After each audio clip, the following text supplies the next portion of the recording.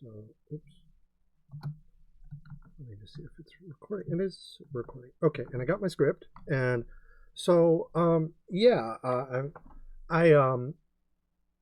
I guess I'll probably have to edit this a little bit. Normally, I'm like super lazy, and I'll just be like, I'll hit the record button, and then if I want to edit, I'll pause the recording, and then if I have to like sneeze or something like that, because I don't like to go back and like into like film editing and chop up and re-encode something. I'm like super lazy, so um that's just my methodology. But so I'm recording on my end. It doesn't look Yeah, I like hit it. it too. It doesn't Don't look. mind the cat. I'm sorry. No, kitties are good. Hello, kitty. Is that Shadow? Is that the This is Loki. It's oh, just a black Loki? cat. Sorry, I don't know why I said Shadow. Yeah, no, Loki's. I am familiar with Loki. Loki is good. I don't have a void kitty myself. I have a just a regular tabby. I so yeah. This is recording, and it'll take about.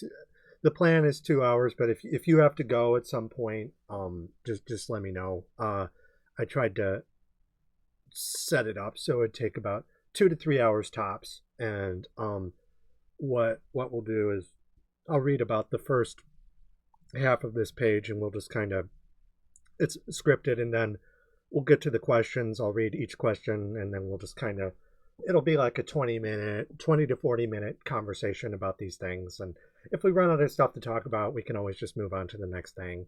um and yeah, so yep, this video, I'm just gonna start reading the script here. Hold on, before we start, I do want to Sure.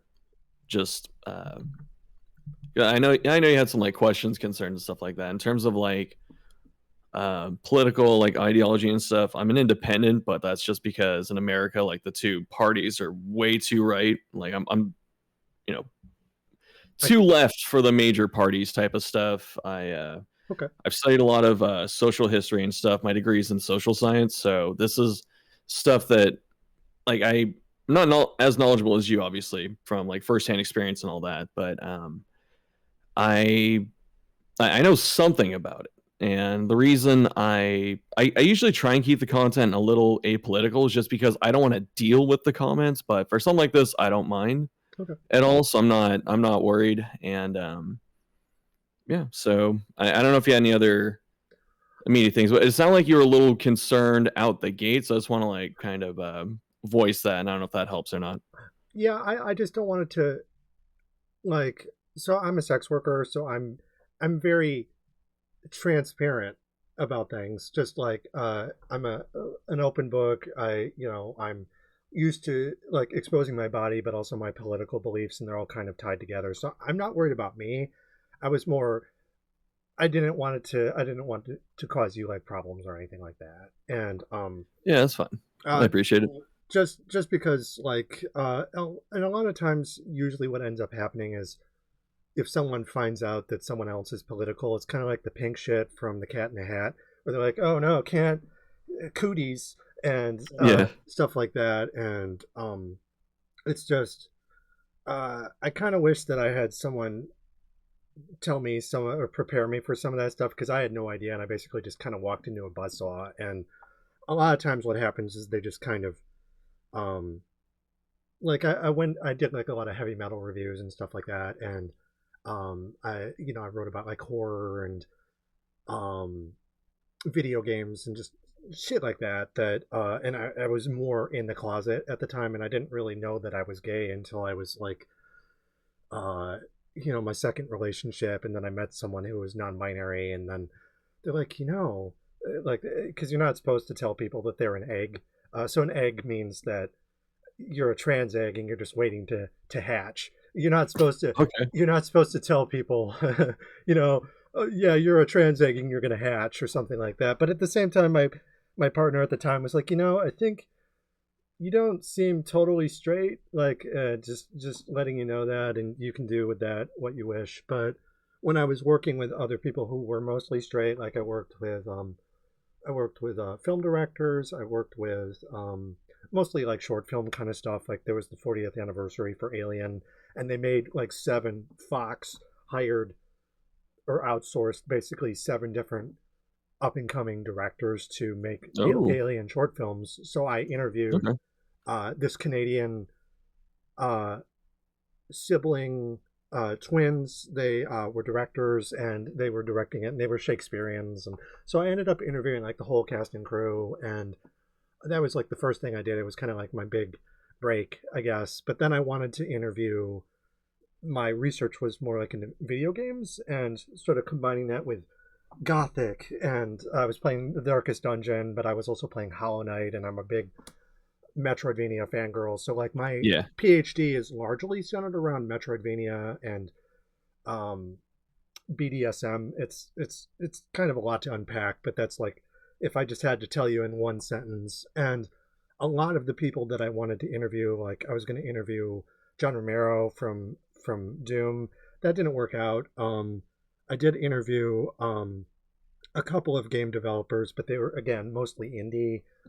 There was a guy's name. It was James. It might have been James Newhard, but no, Nick Newhard. He was the developer for Monolith Studios. They did Blood. I don't know if you're familiar with the build era shooters like Duke Nukem 3D, the Shadow Um, Warrior, I mean, and I've heard of these, but you say Monolith. Is that they the ones that did those Lord of the Rings games? oh, you know what? That might be. If they did, that would have been decades later because those were like Yeah, those are relatively recent. That's why. yeah. So Monolith Studios, or maybe it was Monolith Productions. I forget the exact title of the company. This was in like 1997. Uh, Okay. so so yeah, definitely showing my age a little bit. Uh, but basically what happened is I was like, yeah, Nick, here's the series of questions and everything. And the moment I met, and he's like, yeah, no, that's totally cool and everything. And the moment I mentioned politics in a progressive kind of way, just because like, hey, Duke Nukem's kind of sexist, right? And the Shadow Warrior is racist because it's literally a Fu Manchu kind of spoof, except it's not really kidding. And there's these Easter eggs in the game where you can find like Sailor Moon waifus, uh, and it's basically like softcore porn squirreled away in a shooter that's admittedly sold to audiences 17 and up. You know, it's M for mature, that kind of thing. But even so, I played that game and I was like 10, you know, and Yeah, the those labels don't stop anyone. no, and the whole parental guidance thing is kind of puritanical, anyways. But I get there is like I do think that you should probably be a certain age before you can ride, or you have to be a certain height before you can ride the roller coaster kind of Yeah, thing. of course. Yeah. But like I was like 9 when I saw Alien and The Shining, and I had weird grandparents. They originally I wanted to go to grad school to study H.P. Lovecraft. Uh, because my grandfather used to read Lovecraft to me when I was like 5. Don't do And we found the that. influence Yeah. all the way back. Yeah, and Lovecraft, he was actually in the same magazine, Weird Magazine, that the author for Conan the Barbarian was. So this will come up when we talk about like fascism and Lovecraft, just because um, there's there's some problematic elements, not just in Lovecraft, but the people who were publishing him. And if you read Conan, it's a lot of the same kind of stuff. Oh, you're the strong man, you're Conan, and you have to save the damsel in distress from black people, basically. Oh no. And it's very dark cannibals. And black can mean it doesn't just have to be racial. It can also mean Catholic. It can mean indigenous populations. It can mean queer people.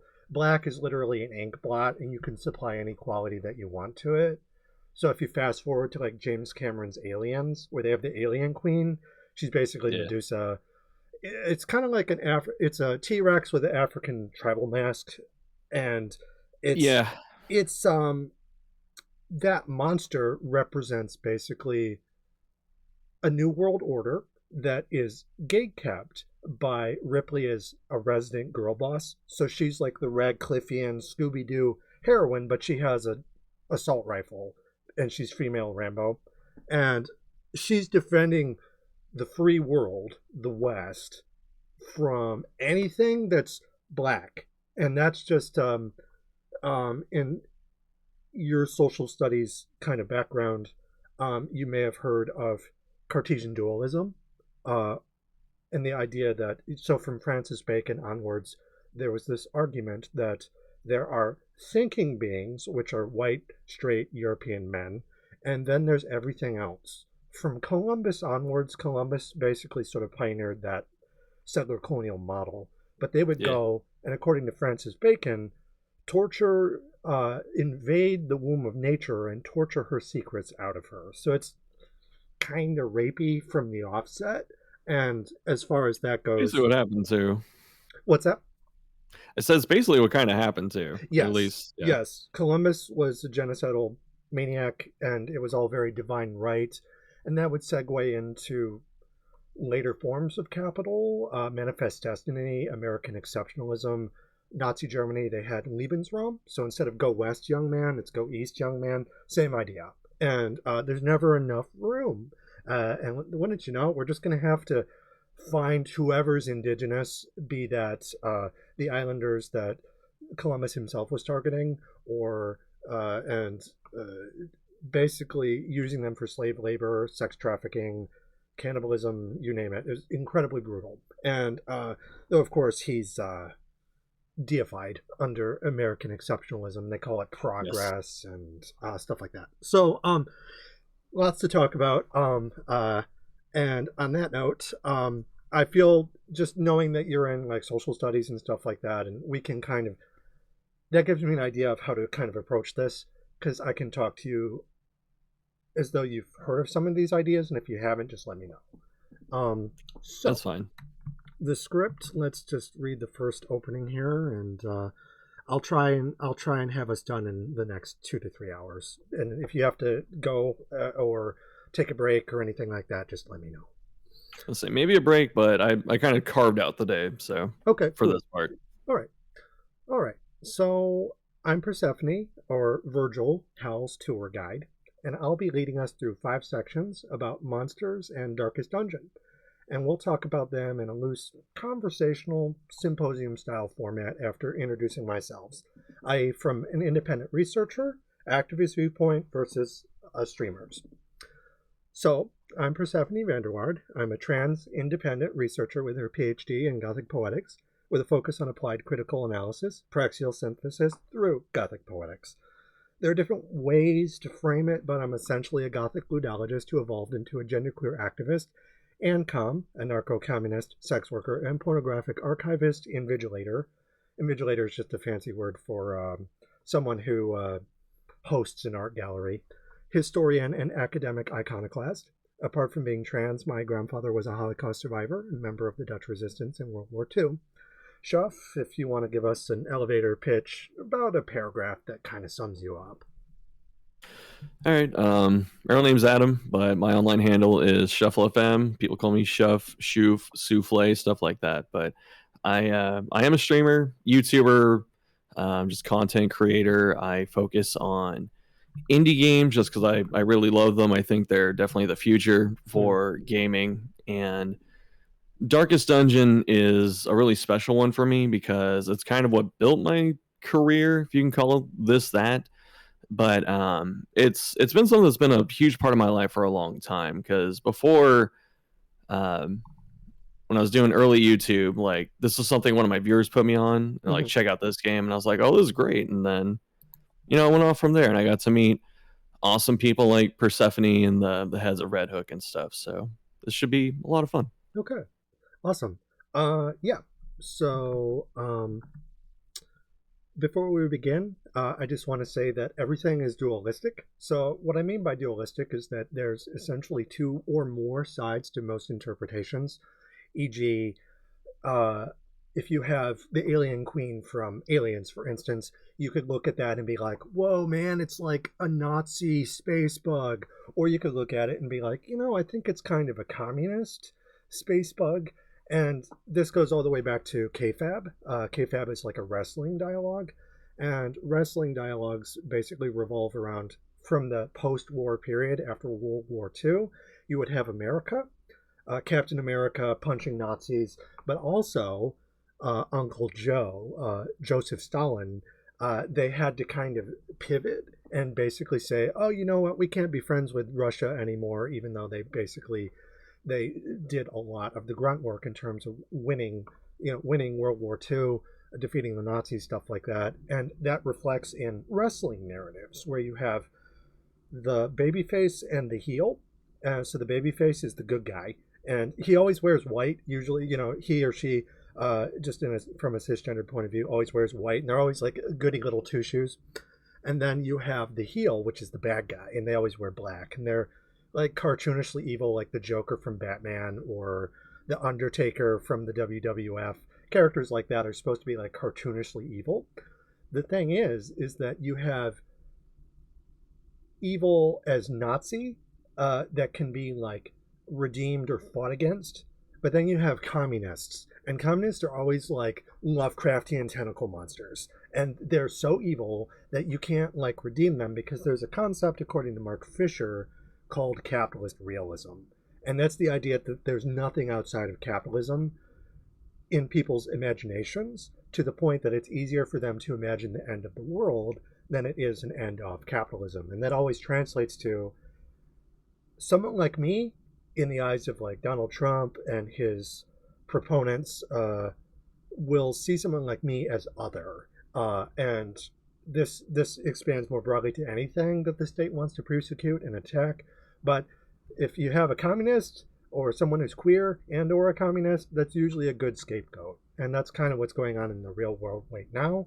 But it also extends to media. So when we're looking at and talking about some of this stuff, we're going to start with like the Darkest Dungeon and Lovecraft, and we'll segue into like Elon Musk. But as we do, there isn't necessarily a correct interpretation to a lot of these things.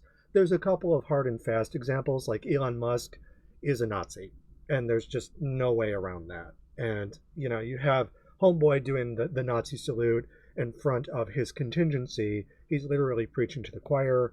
Everyone in that audience, they're all basically Nazis too. And when I say basically Nazi, I mean fascist. I'm using those words interchangeably. You could say neo-Nazi, you could say crypto-fascist, you could say Western chauvinist. They have a lot of different titles. But so the dualism is more for like, okay, when we're talking about the Hellion, is she a sex pot? Is she Sarah Connor from the Terminator? Maybe a little bit of both. Is there a fascist component to her too? We'll talk about that. All that being said, this conversation will cover a progression of 5 interrelated topics explored dialogically, vis-a-vis a dialogue, essentially, between 2 viewpoints I suspect are more closely related than they are different, e.g. sex worker rights are human rights, fascism is bad, trans women are women, etc. re. A sex worker researcher versus a streamer, discussing fascism in Lovecraft, BDSM, blood libel, sodomy and witchcraft, Amazons, the Monstrous-Feminine, echoes of Rome and antiquity, and finally, Elon Musk, Silicon Valley, and a fascist technological gamer pipeline. So, that's the gist. We're going to start with Lovecraft and fascism. So this is the roots of the Darkest Dungeon, which, if I remember correctly, is it Greg Massey? Is that the name of the developer? For Darkest Dungeon? Yes. No, it's Tyler Sigmund is the game dev, and then Chris Brass is the lead artist, narrative director. Gotcha. Yeah, I'm not sure where I got that name from then. But when they were talking about developing the original Darkest Dungeon, I think I saw like a Q&A with them, and the game, I think this was by the time Darkest Dungeon 2 had come out, and they had basically determined, okay, we were kind of thinking about doing something with Lovecraft, but it was never supposed to be like strictly a Lovecraft tribute. And it was something that kind of evolved into that, but it wasn't, from what I understand, like they didn't have like a hard and fast plan with that. But all the same, the palimpsest, a palimpsest is basically if you write on a piece of parchment, it'll leave an indentation on the piece of paper beneath it, or on the surface of the paper itself. If you try and erase it, it'll have like a ghostly kind of indentation. And the idea comes from Derrida, and French fancy pants postmodernist. And he was someone who was basically like, okay, if you have something that you're writing on top of something else. And the thing that you're writing on top of will haunt what you're creating. So even though The Darkest Dungeon, regardless of intent, if they meant for it to be like this Lovecraftian tribute, the game is like utterly inundated with Lovecraft. Like that's a huge part. Yeah. Okay, so question number one, or talking point number one, fascism in Lovecraft and imperial cops. Inherently fascist, racism similar to J.R.R. Tolkien from Lord of the Rings, but more occult and radical, e.g. At the Mountains of Madness, his novel about going to a dark city that's occupied by rogue technology, basically. The Promethean Quest from Shelley's Frankenstein onwards, hauntological, since Lovecraft's Weird magazine alongside Robert Howard, R.E. Conan the Barbarian, i.e. a monster appears after a fall of civilization, and there's a liminal hauntology of war. When I say hauntology, again, another concept from Derrida, all that means is that it also comes from vaporwave, so you may have heard the term hauntology before, maybe not. It means that you have something that's linguistically tied to the past and the present, so it's not really completely of the past or the present. It's like caught between them in like a hauntological state. And it's, again, sort of a fancy pants academic play on words. In French, you have ontological, which means the study of existence. And he says the H is silent for haunt in French. So it sounds like ontological, but it's ontological. And it's just I don't know, Derrida's being a dork. But basically it means that if you have something like Lovecraft or The Darkest Dungeon, where it kind of feels like you're alluding to those older stories, at the same time, they're not the stories that Lovecraft wrote. They're more inclusive. Lovecraft was super racist, so the Shieldbreaker, if I remember correctly, was a character of color in Darkest Dungeon 1, and the leper, if I remember, behind his mask, he's also... You don't actually see him without his mask until Darkest Dungeon 2. He's also a person of color. So those characters would not be allowed to exist in Lovecraft's world. But e.g. Reanimator, not the movie by Stuart Gordon, but the original story by Lovecraft, they're basically digging up dead bodies and doing experiments on them, which is sort of an allusion to the Renaissance, when in order to do scientific experiments, you had to dig up corpses, because that was you had to basically grave dig. And partly that was because the church forbid that kind of thing, the Catholic Church specifically, and the Protestant pursuit of knowledge was very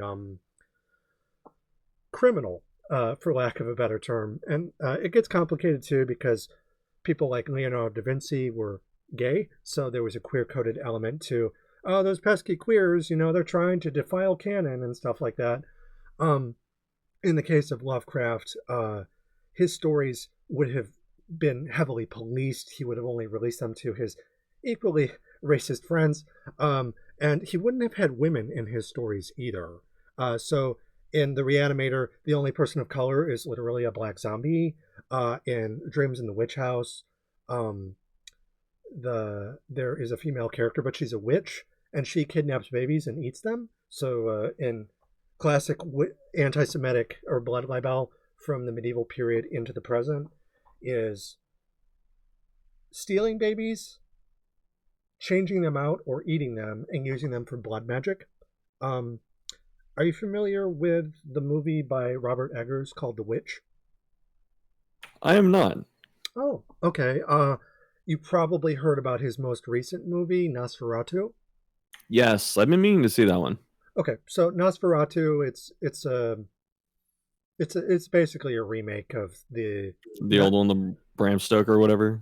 Well, it was a silent film that was based off Bram Stoker's novel. So it was 1897 was when Stoker wrote his story, and Nosferatu, Murnau's silent film, came out in the 1920s. I want to say it was like 1927, But what ended up happening is the story was so similar to Stoker's novel that his widow approached the studio and said, "You can't release this film." So they bankrupted the studio with a Oh, no. lawsuit, and the film became kind of a cult classic.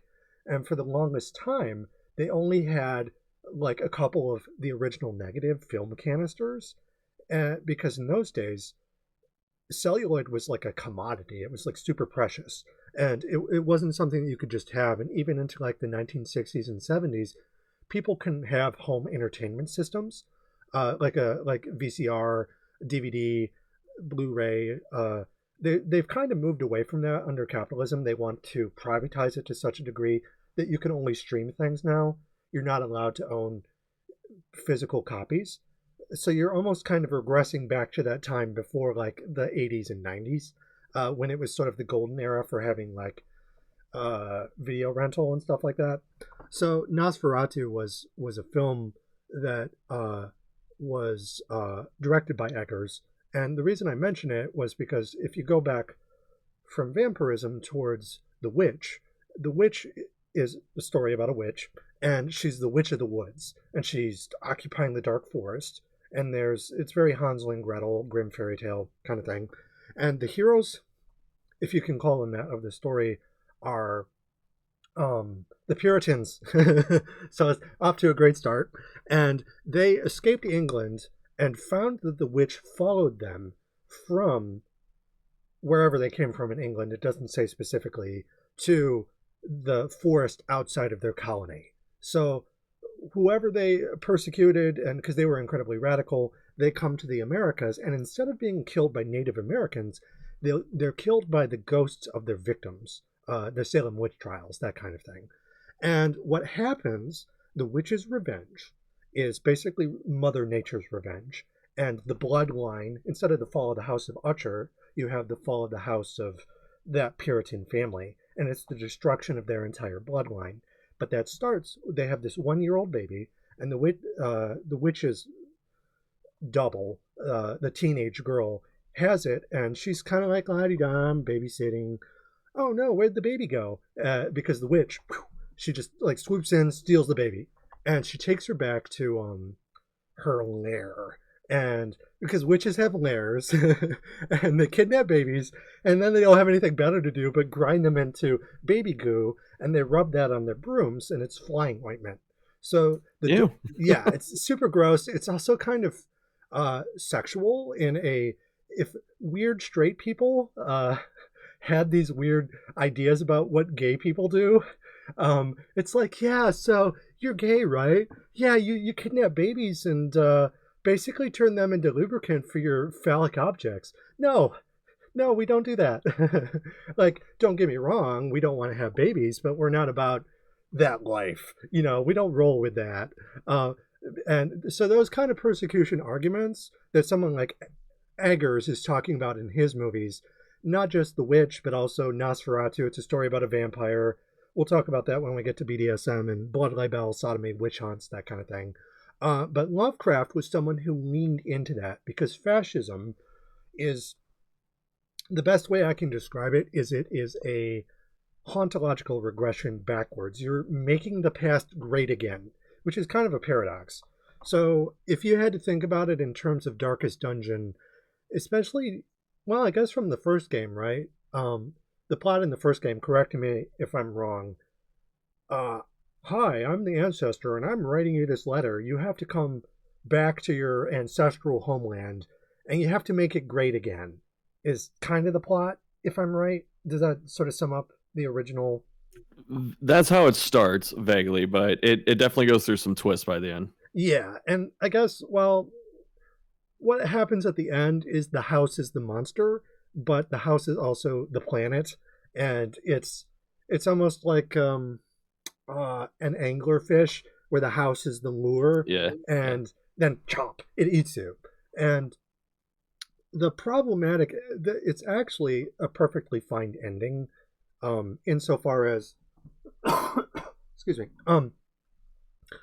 the cannibals in this case are the Westerners. It's the You remember our venerable house, opulent and imperial, pouched stoically upon the moor, and like it's like the fall of Rome, right? And when you return to Rome, you have to make it great again. So I forget if the village had a name in It's called the Hamlet. make the Hamlet great again.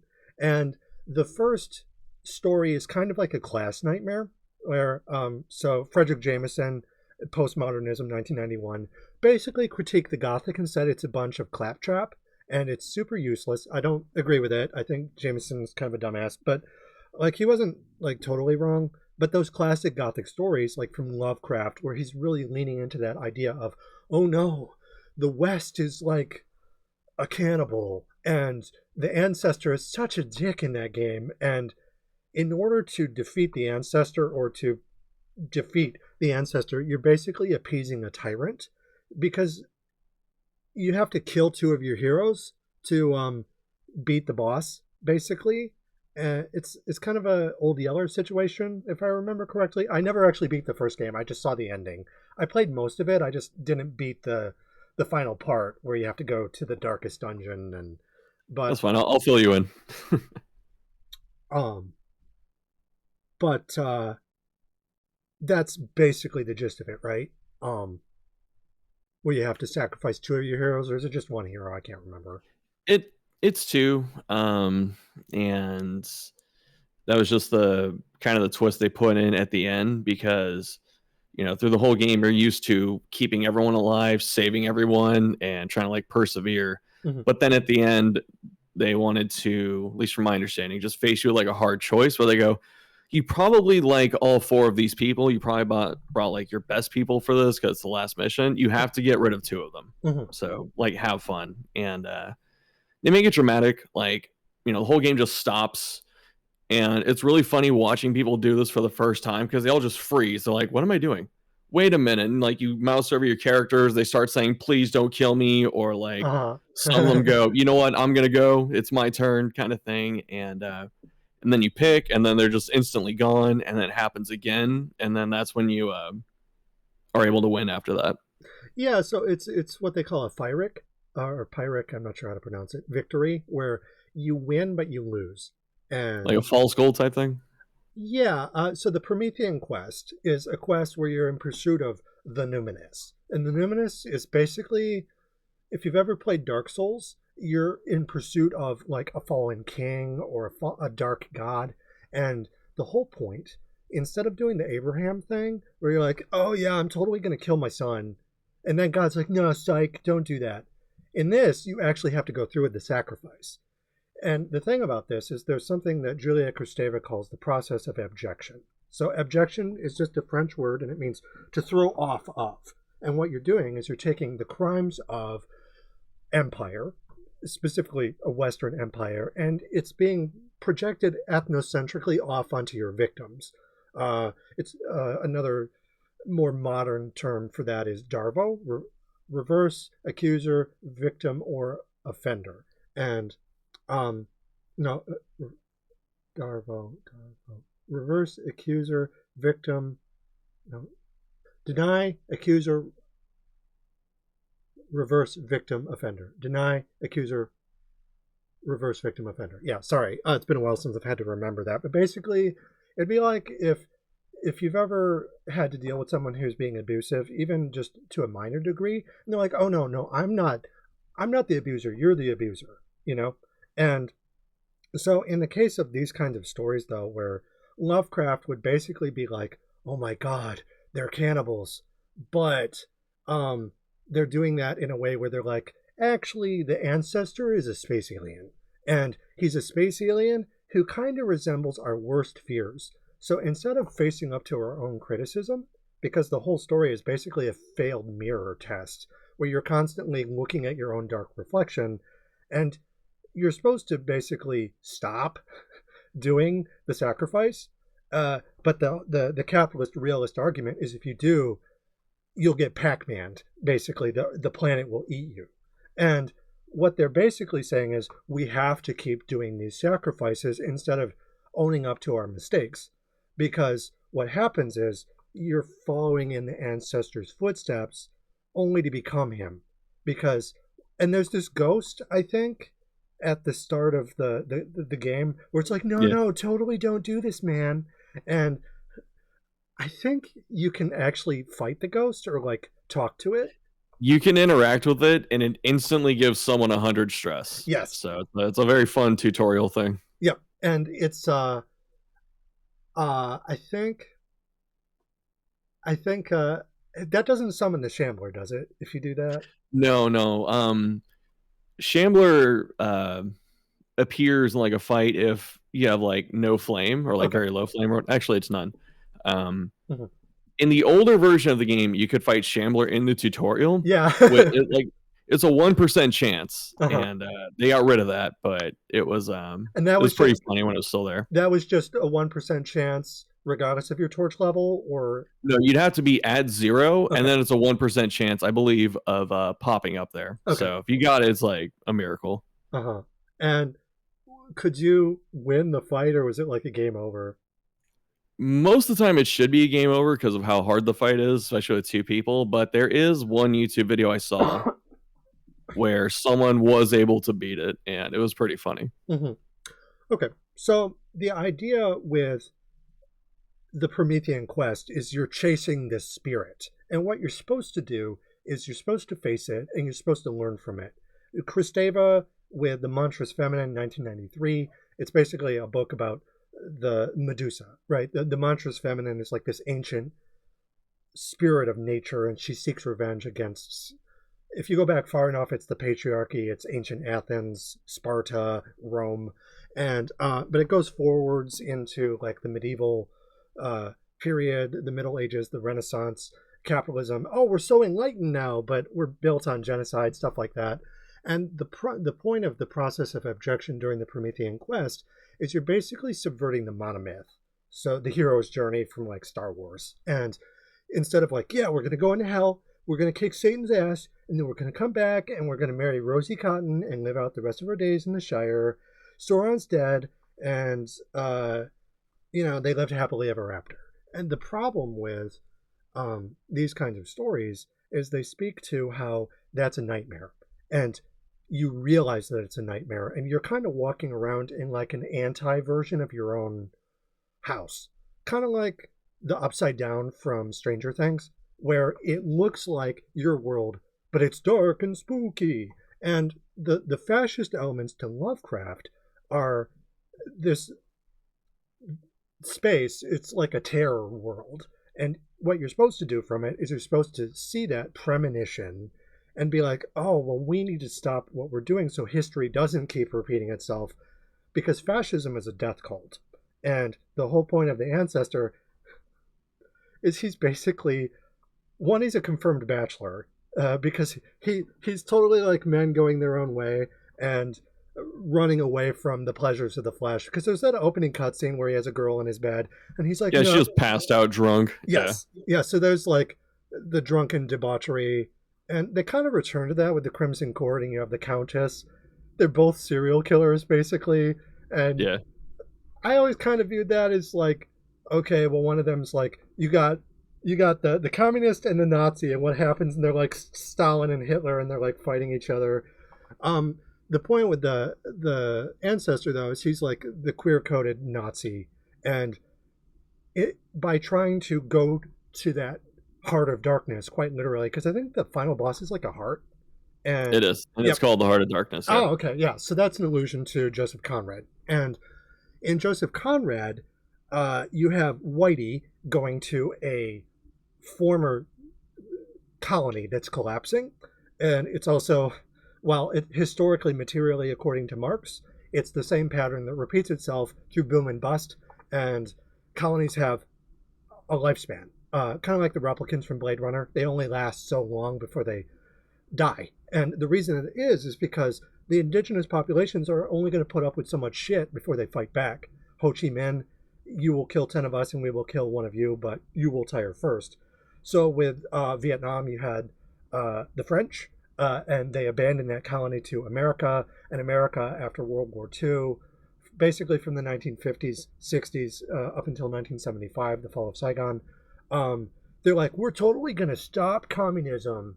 And it happens. It's a frontier enterprise in that case, whereas the Darkest Dungeon, according to Malcolm X, fascism is imperialism come home to empire.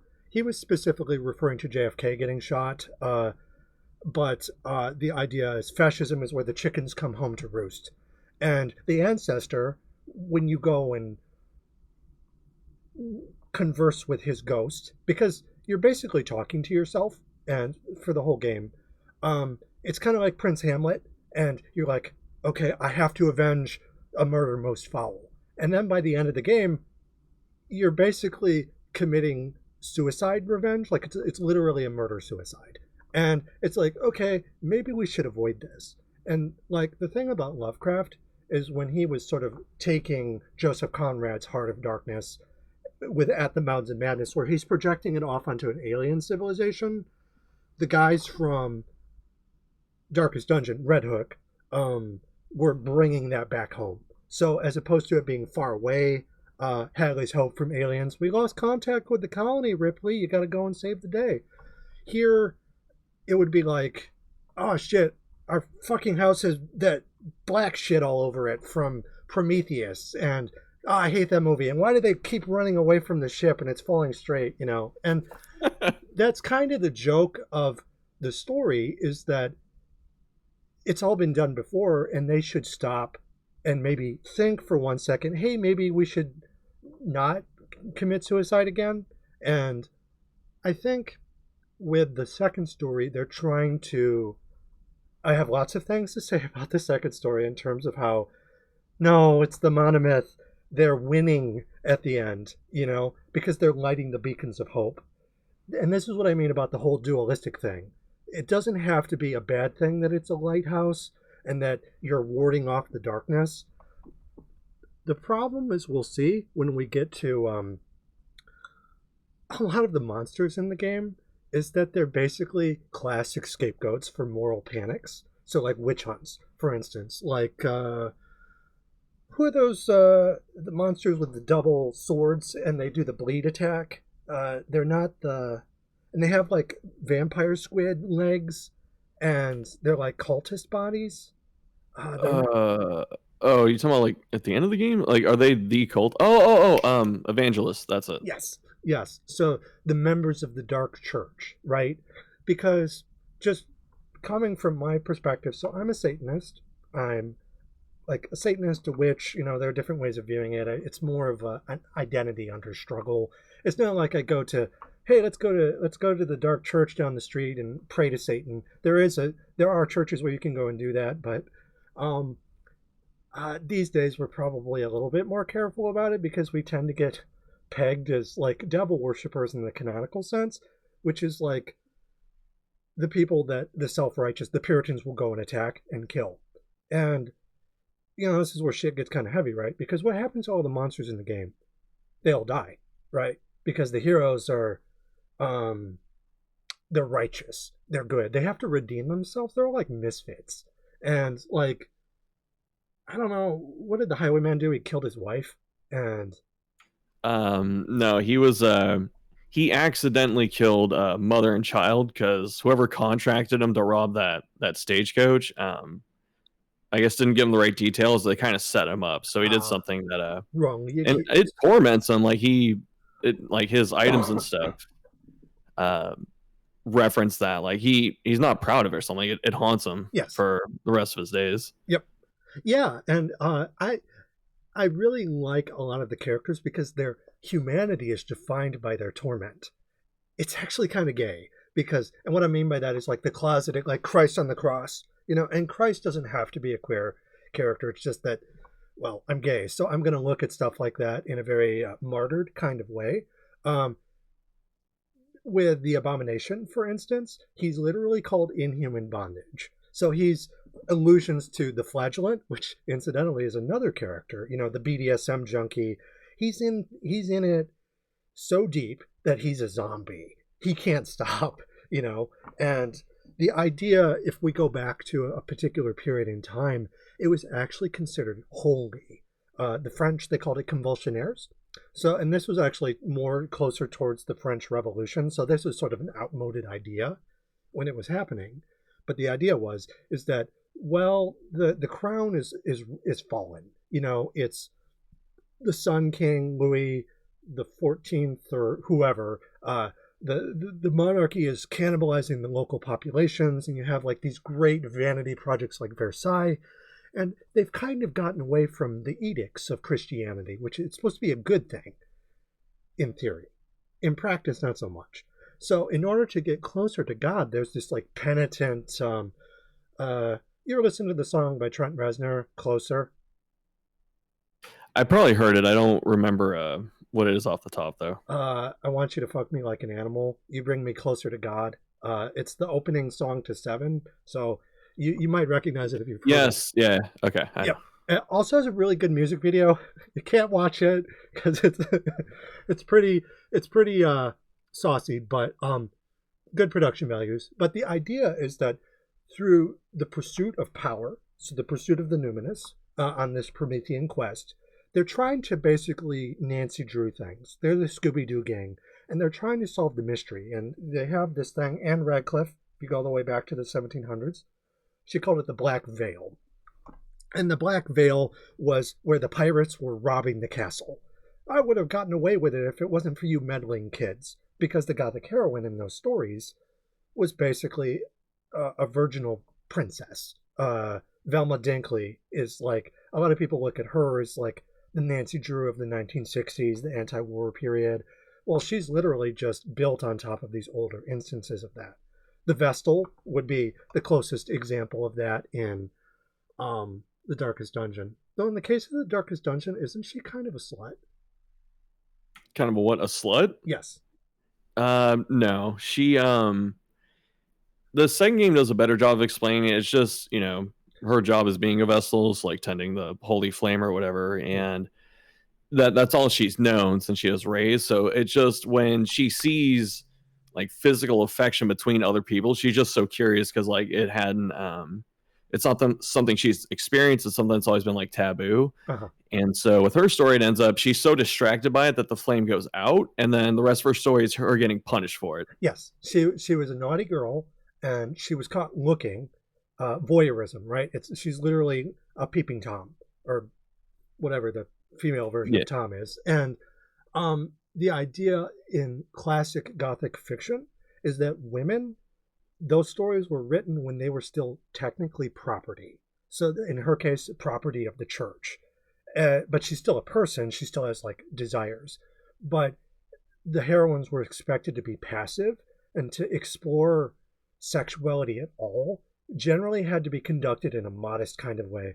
I'm not interested in sex. I'm just exploring why Sam stabbed Susie. And what ends up happening, that's all like code for sex. And that might sound kind of fucked up because it is, but the idea that the penetrative like stabbing is literally a form of censorship, very similar to Japanese shunga. Like, I don't know if you've ever seen the Dream of the Fisherman's Wife, where the woman is having sex with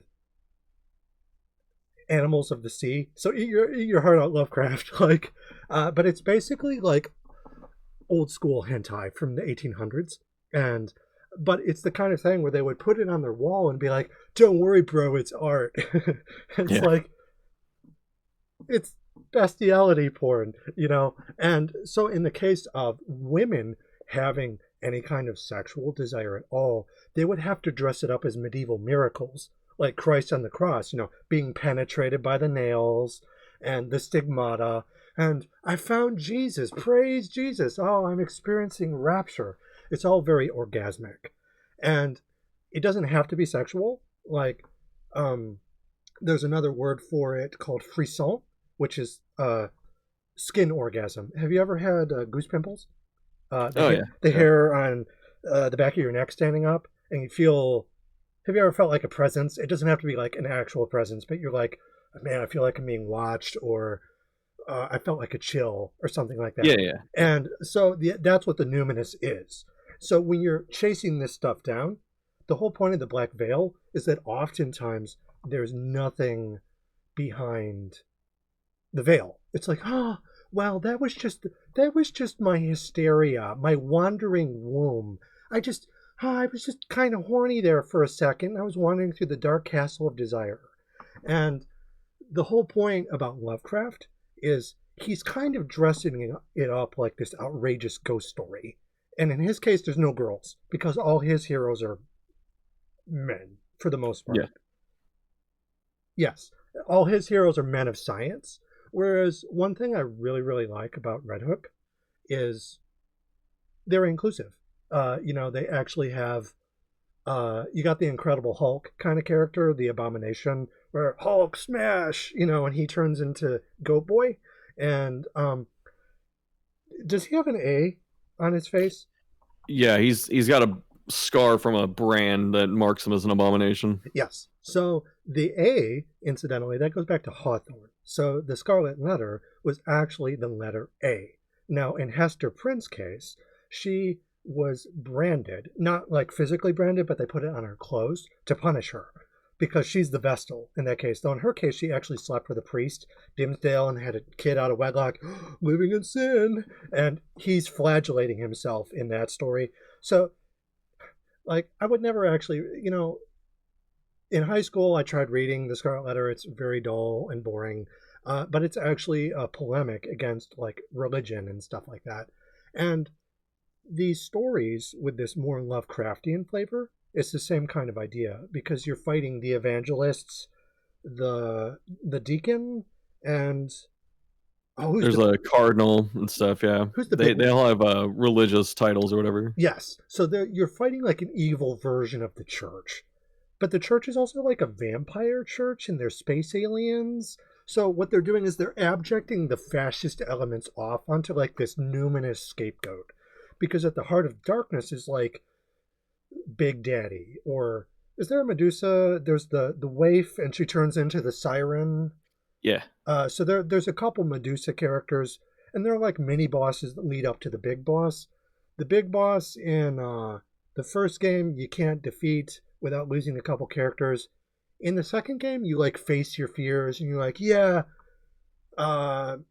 it's David Bowie from The Labyrinth and Jennifer Connelly's like, you have no power over me, Sorry, I'm just thinking of David Bowie, and he didn't wear any underwear, so when he's dancing around on stage, he's very well endowed. So, I never noticed.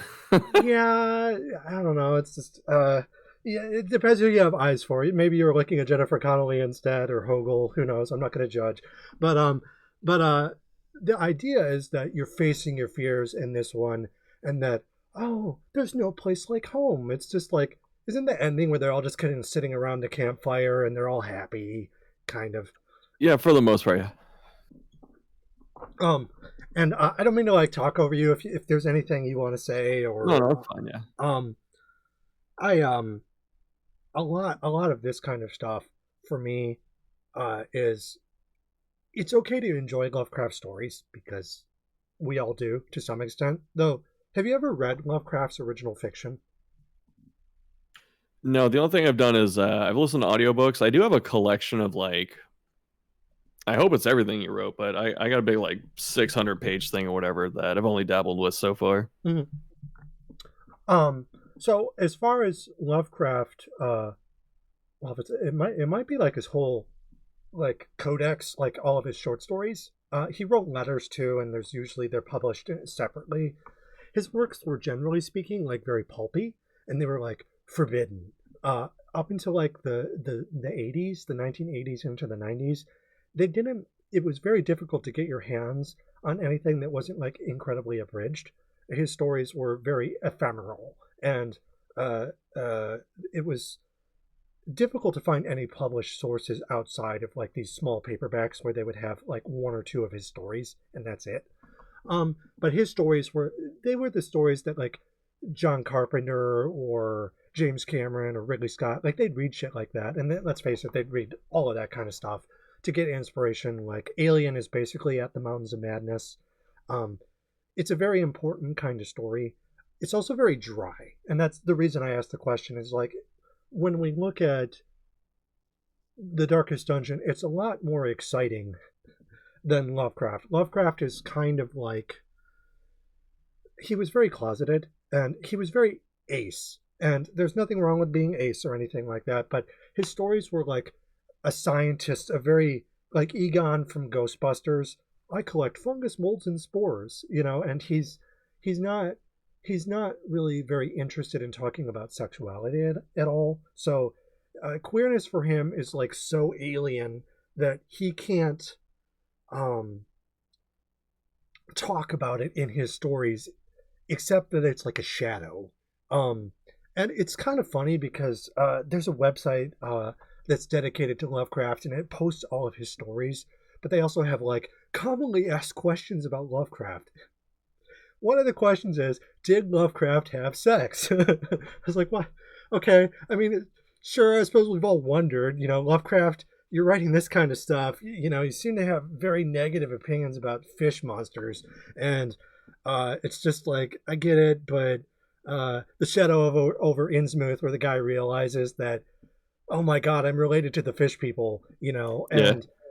and like, it turns out that he was married, and like, according to his, not sure why his wife, like, whatever, I interview sex workers, I work with them all the time, so I talk about sexuality. It's not something that I'm judging, but there's such a conservative kind of, well, actually, I don't know. Lovecraft was like someone who was like sexually active, but he just didn't care about it.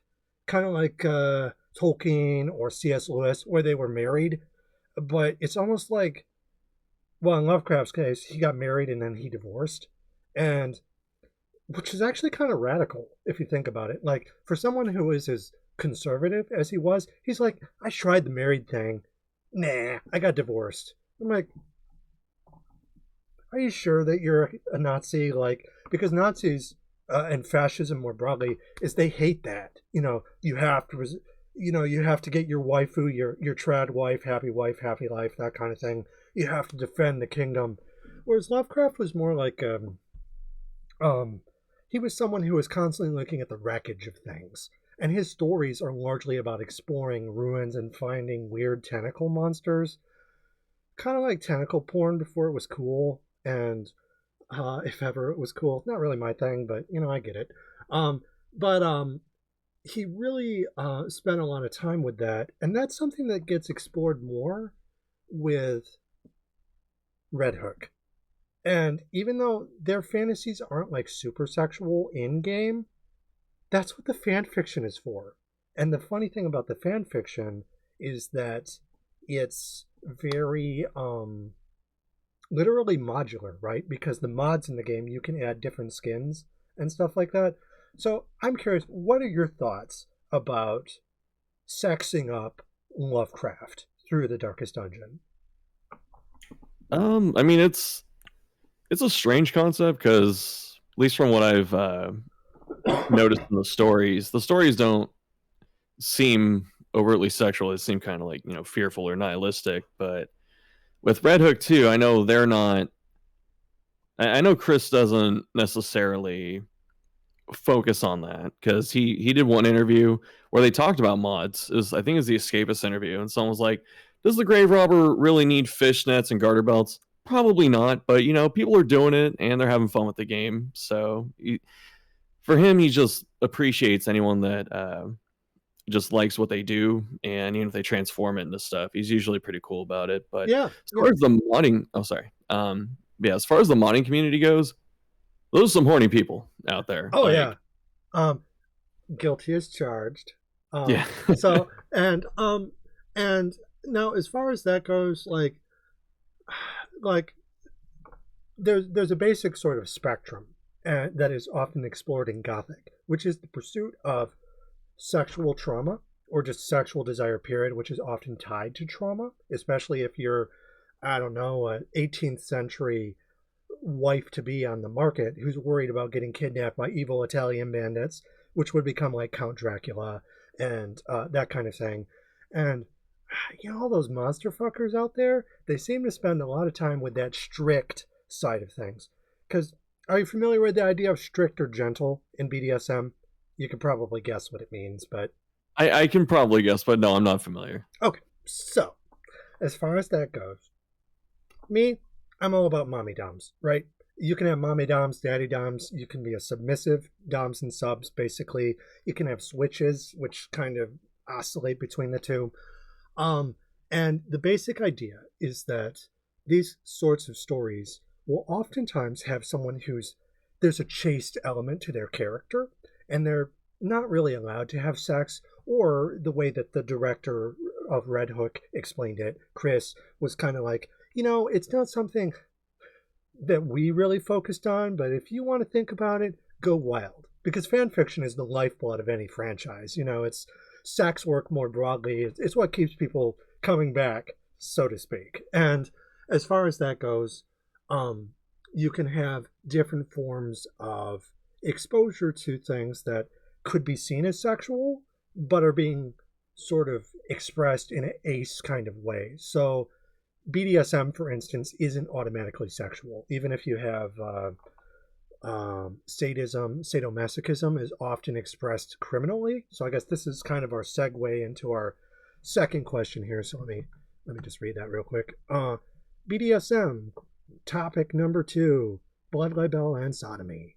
Inhuman bondage, werewolves, first and foremost, in the case of the abomination, but also the Crimson Court, vampires, and they're essentially defined as vermin chattel. There's an aristocratic critique through sodomy, sanguine exchange, sexuality expressed through raw animal violence and breeding fears. Oh no, what happens if you sleep with a gay person? Will you turn into an animal? And that kind of stuff. And the idea, the fascist element tied to Lovecraft in particular, is that it's an extermination sort of campaign. You have to chase these monsters down, and you have to kill them. And all in defense of the realm. The realm has fallen through degenerate influence, and you have to make it great again by basically, as Trump would say, was it clearing the swamp or draining the swamp? And Draining, yeah. Yep. And in the darkest dungeon, you have female mosquitoes. They need blood. They go back to the archaic mother, which is basically Darkest Dungeon's answer to James Cameron's Aliens. Instead of a black T-Rex, you have a giant. Well, she's like this black and red dominatrix, basically. Seen more than my fair share of like BDSM porn of the Countess and her vampire queens. Because what do you think? Jonathan Harker is basically, he goes to Dracula's castle and he's dominated by the brides of Dracula. And in that case, the fantasy, according to Stoker, who was a pretty conservative-minded Irishman, is that, and this was after homosexuality had been identified as a sexual concept medically. So in 1870, Carl Westphal isolated homosexuality in terms to homosexual men in particular as like in a medical journal. And then suddenly, oh no, gay men exist. And then about 2 years after that, you had Carmilla, the novel by, what was his name? Le Fanu. Le Fanu wrote it. He was this Catholic dissident, and he wrote the story about basically a killer lesbian. And so it's the fear of sapphic love. And Stoker, about 25 years after that, writes Dracula, which there's a lot of different things going on at the same time. And basically, capital needs something to exterminate in order to exist. Because profit, think of the war on terror. Oh, darn, 9/11 happened, and now we're going to go over, and we've already been bombing Iraq, but we're going to bomb them some more, and then we're going to invade them in Afghanistan, and basically invade the Middle East. It's another Vietnam, which is actually, incidentally, on top of the Soviet Vietnam, because the war in Afghanistan in the 1970s, it's kind of complicated because the Cold War was rapidly approaching, and neoliberalism, Ronald Reagan, Margaret Thatcher, geopolitically things were starting to solidify in what they would call the end of history. Well, the end of history, per what we've been discussing, like the infernal concentric pattern, literally a dream without end. And it's literally capitalism eating itself. Well, in order for capitalism to do that, it has to have a scapegoat. And those scapegoats include blood libel, witchcraft accusations, and sodomy. So each of those, blood libel is basically medieval Jews would get accused of drinking blood. They would also get accused of being witches. stealing babies and eating them. So remember the Eggers, the witch? Those are accusations that would historically Jewish people would be accused of, and they would be taken to court. Blood libel. Libel would be an accusation that you would levy against someone. Instead of Monty Python, she turned me into a newt, it was, she drank my blood, man. Or the Jews in this case, they would also get accused of poisoning wells. They were the scapegoats of the medieval period. They would get blamed for a little thing called the Black Death, and basically any kind of thing that could go wrong, find a scapegoat. Jewish people were the classic medieval examples under a Catholic hegemon in the medieval ages. And what would happen, though, is that there were also other accusations that you could levy. Sodomy was from out of ancient Athens into the medieval period. There was something called the ancient canonical codes. Basically, it's kind of like the Ten Commandments before Christianity. And it was like the nuclear model. So husband, wife, white picket fence, 2.8 kids or something like that. It's the Flintstones or the Jetsons. And sodomy was if you deviated away from that. The problem with sodomy accusations is it was literally anything under the sun. So it could be you had sex with animals. It could be you had sex with children. And when I say children, usually I mean like adolescents, because the master apprentice argument, the Sith Lords from Star Wars, you have been well trained, my apprentice. They will be no match for you. That's queer-coded, because it's basically speaking to every serial killer has someone that they find someone like them, and then they raise them to be like them, like to master and defeat them. And it's all very problematic, because it's like, yeah, we queer people, we quest for some old grandpa to teach us the ways of the dark side, and then let me just get this straight, eat him? Like, so these are the kinds of arguments that you can set up stories like this in the Darkest Dungeon in terms of sodomy accusations, and witch hunt was the third one. That one's kind of self-explanatory. She's a witch burner. Or you can, but the thing is they also overlap. So right now, in the world outside of the text, trans people are the witches of the hour. And we're not human. So if you encounter violence in the Darkest Dungeon, like, we're supposed to identify with the heroes, right? And okay, oh, A-bomb, he just needs a hug, or Vestal, girl, you just need some D, okay? And just Hellion, I can't remember what Hellion's deal was, but I think she failed her clan, right? She couldn't jump in. Oh, yeah, sorry. She tried to like, she really wanted to go into the raiding parties, because they were, I guess from like the 800s or whatever, that time period. But Beowulf. Yeah, and so her like trauma is that it was just pure cowardice. Like, when she was out there, she was young, hyping herself up, like, let's go kill these soldiers out here and stuff like that. Turns out the soldiers are better armed and better fighters, so they just start killing everyone. And instead of like dying honorably, she hides, until everything's over. And then this is more explained in the second game. When she goes back to her clan afterwards, all the wives of the dead men are just sitting there hitting her with like fruit and all that, just saying like, you're a coward, you should be ashamed, stuff like that. Yep. Okay. There's she's basically the classic version of a tomboy. And this will kind of segue into Amazon Amachia, but Amazon battle. So the idea is the Amazon is classically something that would be subjugated. So Theseus kidnapped Hippolyta, queen of the Amazons, as a trophy. It took her back to his kingdom or whatever, and was like, okay, I got my waifu bride. And it's kind of funny, the character who's sexualized more than anyone else, just watching like your chat or anyone who streams Darkest Dungeon, like, you could look at the grave robber and say thigh queen, because they definitely gave her thighs an upgrade in the second game, but nothing wrong with that. Dark meat all the way. But at the same time, the Hellion, people really gravitate towards that. Um, and in terms of those accusations, though, basically what happens to the Hellion, she gets Highlandered, right? Where she goes into the battle, she's defeated in battle by like a dark other, an evil twin. It's not the Kurgan this time around. It's just like a rival clan, and she goes home, and she's expected to die with honor, you know. But also, it's kind of like maybe she didn't want to actually die, because if she did, she would just fall.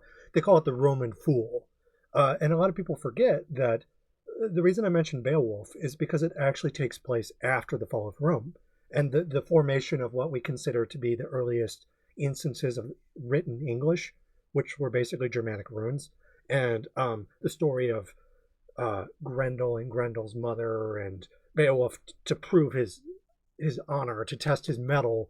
He's like chosen by God, and he's He-Man basically. And in the case of Hellion, she's someone who doesn't really fit in because she's a tomboy, but she can't measure up and be the Amazon that she's supposed to be. And it gets complicated because there are different myths surrounding that, like the Valkyrie are classically the choosers of the slain, and they would sort of rile up the male warriors so that they would die bravely and then be taken to Valhalla. Whereas the Hellion is more like she actually wants to be like what classically would be like a male warrior. And it's really interesting to see people talk about that character though, because they're like, I don't know, it's just like they're very thirsty for that specific kind of character, and there's no shame in it because it's literally like my own relationships. The Gothic is about chasing the numinous, right? Well, my numinous is chasing the Amazon, and it doesn't just have to be the Amazon. It could be Medusa. I've dated a lot of dominatrixes, so yeah, that kind of thing is very interesting to see with the Hellion. But the Hellion is also a lot more human, whereas like the Abomination is a werewolf, and so that's the Sodomy accusation, uh, and the bestiality. But also the Flagellant is a zombie, and so there's like necrophilia, but also just like whipping oneself in a way that's almost become alienated from church dialogues. Like he's literally, I mean, Christ is technically a zombie in Christianity, and but with the Flagellant, he's kind of gross looking. You know, like his nose fell off and he's all shriveled. And does he have green blood? I think he has green blood. Yeah, he's definitely he's something else. He's seen better days. And so in that instance, you have the blood libel, blood magic, right? Because the Flagellant is literally like cutting himself open, and his blood's septic. Because I think he actually is septic. His stress ability where he like hulks out. In the first game it's rapturous, in the second game it's toxic, but he does in the second game one of his best abilities is called sepsis. Okay. And that's why you talk about like blood magic and stuff. In the first game it kind of seemed like he had blood magic, like he could throw his blood at people and like actually did damage. Crimson Rain. And then in the second game, when he uses that attack sepsis, he just makes like some kind of weird like black hole. Like he just makes like everyone else is very like low fantasy, but that character for some reason just kind of like bends the rules. Like he's actually chased by a real death, physical version of death, and I would have to push back a little bit and say that the occultist is kind of a similar character. Right. True. Yeah, I forgot about that. You're right. But yeah, you're right. Like the Flagellant. So the idea of rapturous and that the convulsionaires and they're whipping themselves to get closer to God, that asexual relationship to torture and like the Marquis de Sade and sadomasochism, where there's this weird kind of tightrope where it's kind of sexual, it's kind of not sexual. Is the Flagellant, is what he's doing actually erotic or not? Because I mean, just speaking from personal experience, the best sex is is one head. You know, it's not really the mechanical stuff, but there's, and I was dating a masochist one time, and I asked them, I'm like, is the pain sexual for you? And they're like, well, no, it's actually it's not erogenous, it's euphoric. So it feels good, but it feels good like it's like just a generalized kind of euphoria. Like if you've ever had just a really positive feeling, and like, oh shit, I'm trying to think of an example. Like Peter Pan, clap your hands if you believe in fairies, and you got the, or Christianity, you believe in the Holy Ghost, where it's more about like, it doesn't have to be faith or belief, but it's just a general kind of positive feeling, and it doesn't have to be eroticized. Because I was like, oh, it's like an orgasm, right? They're like, no, no, it's just a really good feeling. I just, um, if you flagellate someone and you do it correctly and you build it up and you work up to a rapturous feeling, you engage in something called a vasovagal syncope response. So commonly that's when you see blood and you get squeamish or you swoon or faint. There's a difference between swooning and fainting. I can't remember what they are. Swooning is like, whoa, oh, and whereas fainting, you just straight up like pass out. But the idea is that it's a fight or flight kind of mechanism. Generally, when you see blood or needles, anything kind of like stabby, stabby, ooh, dangerous. Pain, the infliction of pain, is a way to kind of manually instigate that kind of mechanism. It can be by causing like bruises in the skin, or breaking the skin to draw blood, but it's also just literally inflicting pain. And what happens is someone will actually like enter almost like a fugue state. And there was this one time when they were at this dungeon session, right? The darkest dungeon. And but it was a torture dungeon, and they call them torture dungeons because it's like, it's just more exciting. It's like, is it marketing at that point? It is kind of marketing, yeah. But it's also, if like, I don't want to speak for your experiences or put you on the spot or anything. If you've ever done role play at all, and when I say role play, it doesn't have to be erotic. It can just be like, if you're bored and you want to do something with your partner just for fun, like there's a lot of different ways that can play out. But oftentimes it's a form of play acting, and a lot of times if you're doing a calculated risk, it's where you feel out of control because the world around us is so fucked up that we have to do something. Oh no, I'm in danger right now. Like, was it Ralph from The Simpsons? Haha, I'm in danger. Like, Yeah. you want to kind of make it feel real enough where you take yourself to the edge, but you're never actually in danger. So Gothic novels are all about that. Oh no, I'm the princess, I'm in the castle, and I might get ravished, and there's nothing between me and the forces of darkness but this very thin gossamer gown that I have on. Nothing else. And so that can go different ways, right? Because I'm doing like this sub kind of thing. I'm a switch. And as far as, it is kind of silly though, right? Because you're like, ravishing fantasies are complicated. Often they're tied to trauma. I have pretty severe trauma. I tell myself I want to cry. If I start crying, I'm not going to cry. I swear. But a lot of times to deal with that, like, because I'm like, why do people get consent, non-consent, like rape fantasies? And when I say rape fantasies, it can be, oh no, I'm kidnapped by the bandit, and they threw me over their horse, and they could do anything to me. Why do people get fantasies like that? That's not a rhetorical question. Oh, sorry. Yeah, I guess it's just how it is like not being in danger, but you want to, like, I guess, give up control to someone else in a way like that. I guess that's how I interpret it. Not that I'm obviously the expert or anything, but I'm genuinely curious what you think though, just because like oftentimes we're figuring this stuff out. Like if you date someone, and all the shit that I learned about BDSM was from partners who, most of them who abused me, actually. So a lot of, like, I learned what not to do because that masochist that I was talking about was actually really abusive. But they also taught me about like power exchange, right? You said that you give up power or control, and kind of like when you play a game, right? There's in ludology, or the study of games, there's something called the ludic contract. So if you're playing a game, you're kind of like de facto agreeing to play the game by its rules. Unless you're a speedrunner, that's a whole nother kettle of fish. But when you play The Darkest Dungeon, generally speaking, you're kind of abiding by its rules, and that includes the dice rolls and like the nuts and bolts of the game, but it also includes like the emotional side of things. Like you want to be thrilled, right? You want to be what's your favorite experience in the game? Just from like a casual, not like you're a veteran of this kind of stuff, but where you felt like the numinous, where you felt like, oh man, this is so badass. I gotta like tell someone about this. It was so cool.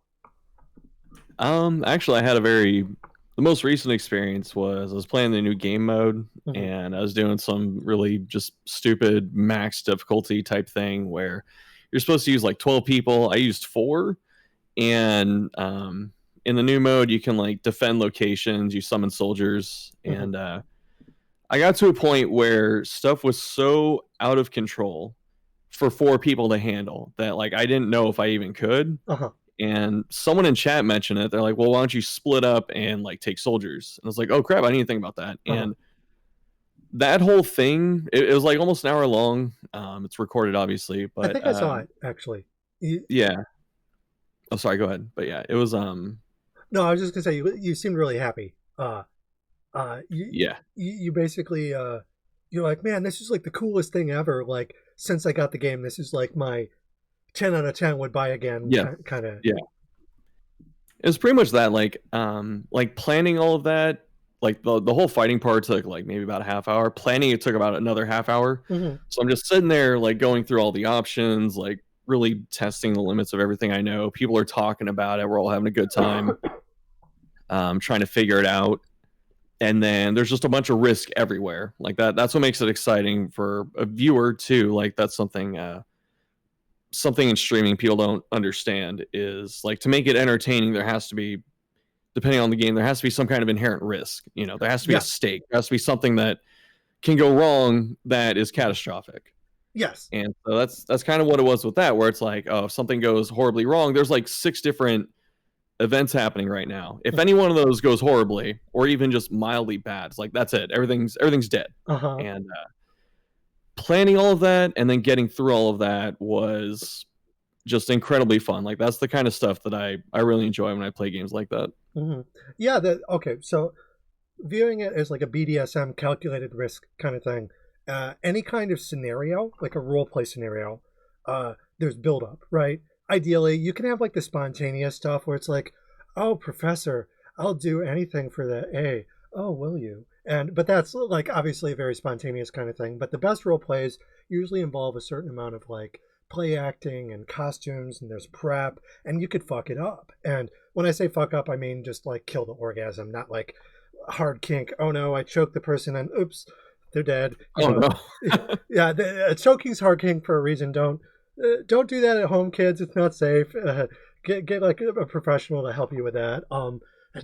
When I say do your research, listen to professionals. Like don't just do that.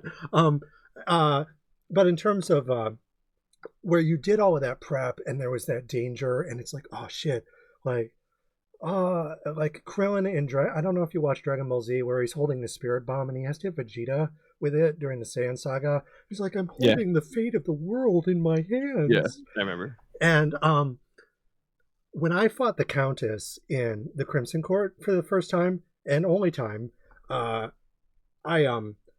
beat her, but I was like, okay, I'm in grad school right now. I don't have time to grind for another party, and like I'm in the middle of writing my thesis and stuff like that, and I have like this party and maybe that's it, and I had no idea how to fight her.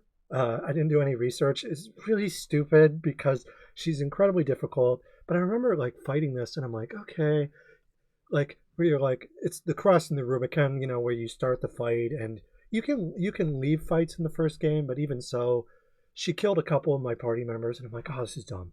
Okay, well, and you had to get those goddamn invitations, and yeah. So I'm like, and it was just like, okay, I'm gonna send another group. This is it, and it's the canal chase from Star Wars, where it's like, okay, we only got one more shot, and Darth Vader's at our back, and shit.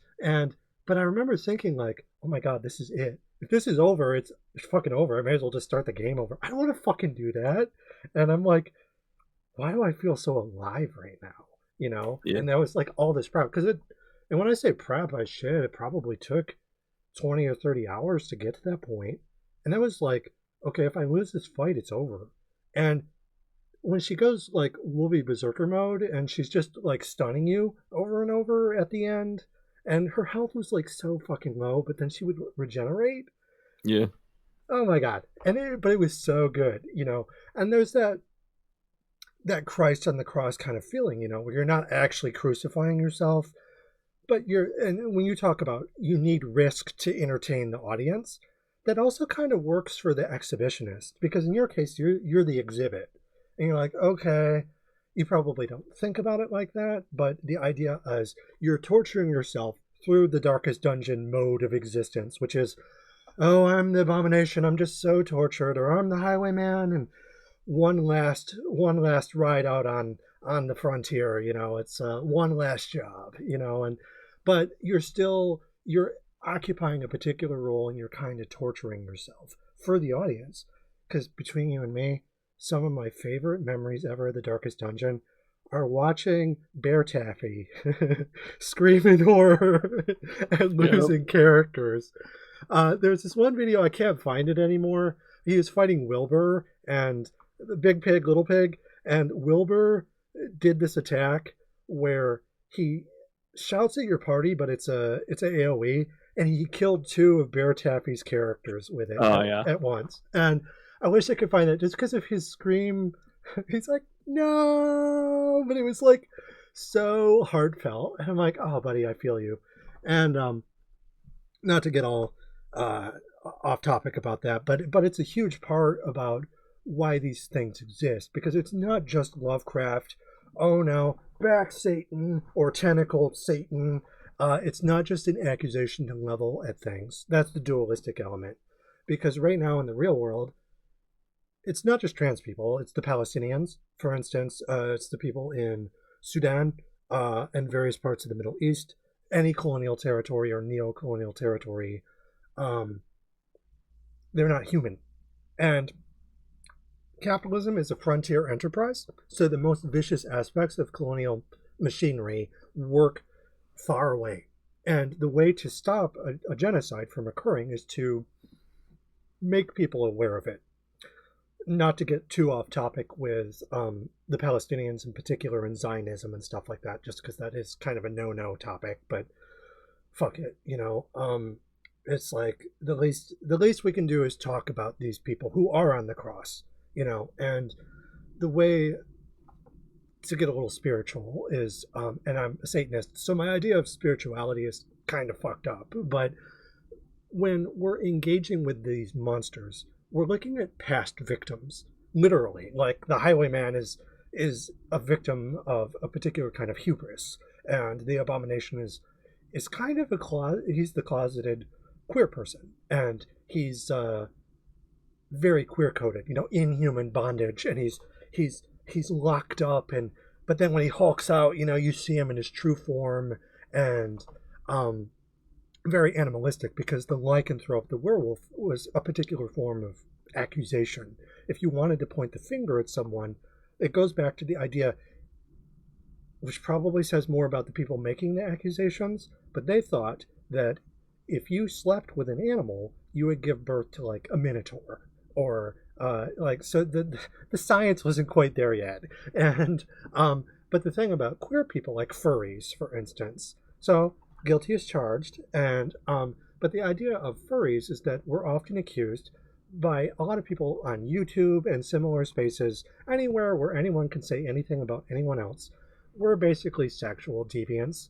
Turkey Tom, for instance, just random example, is a guy who has a degenerate series, which is a dog whistle, because degenerate is what Nazis used to accuse people of basically laying civilization low. So we're the scapegoats. And someone like Turkey Tom is like, those furries are degenerates. And wow, gee whiz, they're really good detectives, and they can find, hey, wouldn't you know it? There's a sex pest in the queer community. Well, no shit, because sex pests are everywhere. It's like, well, what about Roman Polanski? Or what about Bill Gates or Jeffrey Epstein? Those are all straight people. Bill Clinton went to Epstein's Island, and um, but we're the ones that get saddled with that kind of stuff. And the thing about the abomination is, I don't know if you have a lot of queer friends, just your friend circles and stuff like that. Have you ever heard anyone talk about the closet? Yeah, at length. I do have one friend. I think I haven't talked to him in a little bit. I think the last I heard, they ended up at like non-binary. Okay. So, but yeah, they're a very big proponent of just talking about being able to share who they are and stuff like that. So, Hmm. I mean, I'm just a straight white guy, so like I only know about it in passing. Like I'm definitely just way out here, just looking in, trying to understand type of thing. That's okay. No but judgment. but yeah, that's about my exposure. Like I have a non-binary friend. I've worked with some people that are just not straight. Just different. On the Uh, spectrum of different yeah, yeah. I wasn't sure what to call it, but yeah. So gender nonconforming in terms of gender. There's like a social sexual spectrum, and so there's ace people get thrown in there. But yeah, no, that's good. That's actually really important, because a lot of people, like the MGTOW types or the Nick Fuentes and the Cat Boys, uh, which is poor Cat Boys. But people like that are often the freakiest because they'll be like, yeah, "Oh no, I I don't like queer people," but then you find out that the conservative governor had a gay mistress or something like that, and or they paid for an abortion or various other activities that doing sex work oftentimes virgin whore syndrome, and so they need a bit of strange because they're not happy with their Madonna on the pedestal, so they have to go out and they have to sin quite literally, and but at the same time, those same spheres of discourse on and off stage. So it's not just in video games or any other form of media, and it's not in the real world. It's kind of like this middle territory. Um, you have for every Epstein who's closeted in a way, or Dimsdale from the Scarlet Letter, where they're like, "Oh, they're closeted and they're queer, or they have a queer element because Nick Fuentes is a Catboy chaser." It's like, oh, buddy, the Catboys might actually like you a bit more if you weren't a Nazi, like, yeah, and because it's like it's one thing if you're frustrated, but people who are queer like that, who tokenize basically, because if they're queer, you're token, and insofar as if you assimilate, nobody assimilates harder than a Nazi because they're basically the rabid dogs of capital. When capital is in decline or decay, they're like, "Oh well, where are the witches? Show us where the witches are. We're totally not witches. No witches here." And but then it turns out, oh well, there's often a double standard because especially if you're white and male, it's just white male privilege, that kind of thing. But also turfs, so token feminists. Jordan Peele was absolutely not wrong with Get Out when the white girlfriend is as being dangerous because turfs are classically white women first and foremost, usually cishet. But as far as that goes, there's all of that stuff that occupies the same performative space. But then you have, oh, I don't know, Tim Curry from Rocky Horror, or I don't know if you've seen Nimona. It's the reason I'm mentioning these films is they're good examples of like queer media. Nimona is like Dr. Frankenfurter, but not problematic. They're a shapeshifter, and they can literally turn into like different um, animals. But they're anti-police, so they're like, I'm just the creature of the forest, and I can turn into whatever I want. And also might be a sapphic lesbian. Not really sure. They don't confirm that.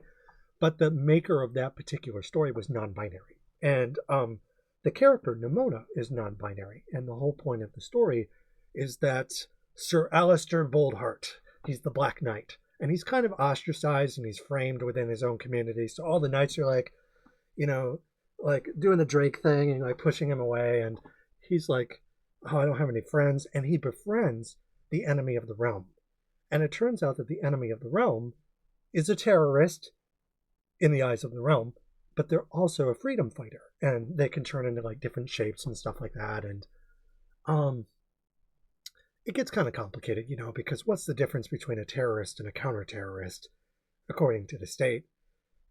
Yeah, Well, just whichever side you're on, pretty much. yes, and that's called centrism. There are no moral actions, only moral teams. Harry Potter. If you're Harry and the Harry Potter gang, you're good. You literally can do anything you want. If you're Voldemort, you're bad. Or if you're a house elf who doesn't want to be a slave, and then Ronald Weasley's like, oh, well, actually, Hermione, I think the house elves were happy being chattel slaves. Oh, God. Shut up, Ron. God. So, one thing I did want to mention about the Abomination in particular is when they're in the closet, they're stuck in there with the weird. You don't get to choose the freaks that you're with. And some of the freaks are okay. I like to think of myself, I'm not, I'm human rights, universal human rights, trans women are women, trans men are men, non-binary people are valid, genocides are bad, ACAB, stuff like that, all billionaires bad, etc. I don't like presidents, stuff like that. And so I didn't want to like get on the soapbox and be too radical about stuff, even though it is kind of important to talk about that. But in terms of like when I'm in the closet, a lot of my dating experiences, for instance, my ex, Lindsay, was a huge Tool fan, and they loved like Marilyn Manson and Rob Zombie and old school video games, and that's how we met. So when we played those games, we would identify with the monsters. It's like if I watched like Dracula, I'm like, oh, Dracula's just misunderstood. And obviously there's a problematic element to the character because they're written in such a way that they're ambiguous. Frankenstein's monster, same idea. You're supposed to kind of feel sorry for him, but he's a serial killer, so it's like they can't just write a queer character who's not ambiguous. And the Abomination, more than any other character in Darkest Dungeon, is dualistic. He can't he's on both sides of the fence because he Dr. Jekyll and Mr. Hyde minus the potion. And so he's constantly shifting between two states of existence. And the idea is that when you escape the closet, you're able to just kind of take off your boring human costume, and it's like, I am woman, hear me roar, rower. And that kind of thing is, more than any other character, I always thought that the Abomination is someone, there's a lot of self-hatred and guilt. Partly because you're like, am I a Nazi? Am I like Nick Fuentes because I'm gay? He likes cat boys. I like cat boys. I don't know. And then eventually, when you get more into the political side of stuff, you're like, okay, you have to do more than like cat boys to be a Nazi. That's actually has nothing to do with being a Nazi. I just want to clarify that. But in terms of when you're playing with a lot of these characters, a lot of the characters that you're playing with are different than you are. I guess probably the character that I would compare you to the most would probably be the Highwayman, just because, or the Houndmaster. Except you would have wild kitties, get them, kitty, and but there's a couple of characters that feel a little bit more, just kind of normal, and I don't mean normal in like a bad way or anything, but when you play with some of these characters like the Abomination, do you ever feel like you're looking into a mirror and seeing like something that you relate to that's alien? It might not be you, but it's like Peter Pan and his shadow. Because I'm queer, so when I saw a lot of this stuff originally, it felt like a shadow, but then I realized it belonged to me, like it was me. But how does it feel playing characters who are queer coded, like the Abomination, or who's another one? Fairly certain the Vestal's a bit queer, kind of sapphic. But I don't know. I've never read her diary or her journal or whatever. But in your case, how does it feel? I mean, from the surface level, it's fun to play just different things. They're all unique in their own way. Since like I'm a super nerd, I really like the stories, even though I can't. I can't relate to being a nun in a church, obviously, but I still appreciate it for Can what you it is. can you identify with the characters? Like, and when I say identify, like empathize with them, even though they are different than you? Oh yeah, yeah, of course. Like I feel for them. I think we all joke about Vestal, being horny nun and all that, but she actually has one of the saddest stories in Oh yeah, terms of like the ending. So, in terms of Abomination, like I don't know, like not to this extreme, obviously, where I've been like persecuted or something like that, but I know what it's like to be like an outsider. I know it's like when people just kind of like push you away. So I kind of empathize with that to an extent. sure. Just with those two, if we're talking about them. Yeah, and I think it's we could go through the whole roster, but then we'd be here all night. And like, but yeah, a lot of times, the like as a communist myself, I believe that the trick to ending exploitation through capital and ending like the profit motive, what they call degrowth, is to empathize with the wretched. And the wretched is on a gradient, right? Because I have relative privilege compared to, say, a trans person of color or an indigenous person, and various, because these are modular concepts, which means that they function on their own, but they can also intersect. And you can have intersecting axes of oppression and privilege, and depending on who you are, and but you can also be oppressed to a certain degree, not systemically per se, as just a standard issue white straight guy. You're not really systemically oppressed, but you can still experience alienation, and you can be ostracized. What they call, oftentimes they call it trans emasculation. So even if you're not actually gay, but if things get worse, things will get worse. Um, what will happen is, like I don't want to like doomsay or anything, but basically the way that witch hunts work is it's guilt by association. So you can be alienated for that, and it's like, well, yeah, I play video games and stuff like that. If it gets puritanical enough, people will go after the games, but it's not what the Gamergate guys said. It's not. We queers aren't trying to take away games. It's gonna be the Nazis, because ultimately you won't be allowed to have stories like the flagellant or the vestal or the abomination that humanize them. Like it can only be like what the Nazis called the backstabbing Jew. So in their propaganda, oh, it's the Jews again. It's literally blood libel arguments, and so you won't be allowed basically to have games like this. Very similar to making porn illegal. Such a broad category because if anything, you ever look at the Darkest Dungeon and you're like, or the monster in Alien, and you're like, I can't tell if this is porn or not. It kind of, sort of feels like not really. With DD, I think that's more the community that does that. But I don't know if you've seen this. Well, there's two things I want to talk about. The first is when you talk about, games and guilt by association. I'm pretty certain you might have seen this, but there's that list from like last year, the woke game list or something like that. Okay. Yeah. I think I've heard of it. Yeah, it's like this list of, no joke, like over 1,000 games that are curated by people, and they just go through and talk about what's woke and why it sucks. And for Darkest Dungeon, when they get there, they put like women having like frontline combat roles, and they call that woke. They just move on, but Huh. yeah, I'll try and send it to you if I can find it. But yeah, absolutely. I'd be interested. It's like a Google sheet. It's just this long ass. I got you. Yeah, it's a blacklist basically. Yeah.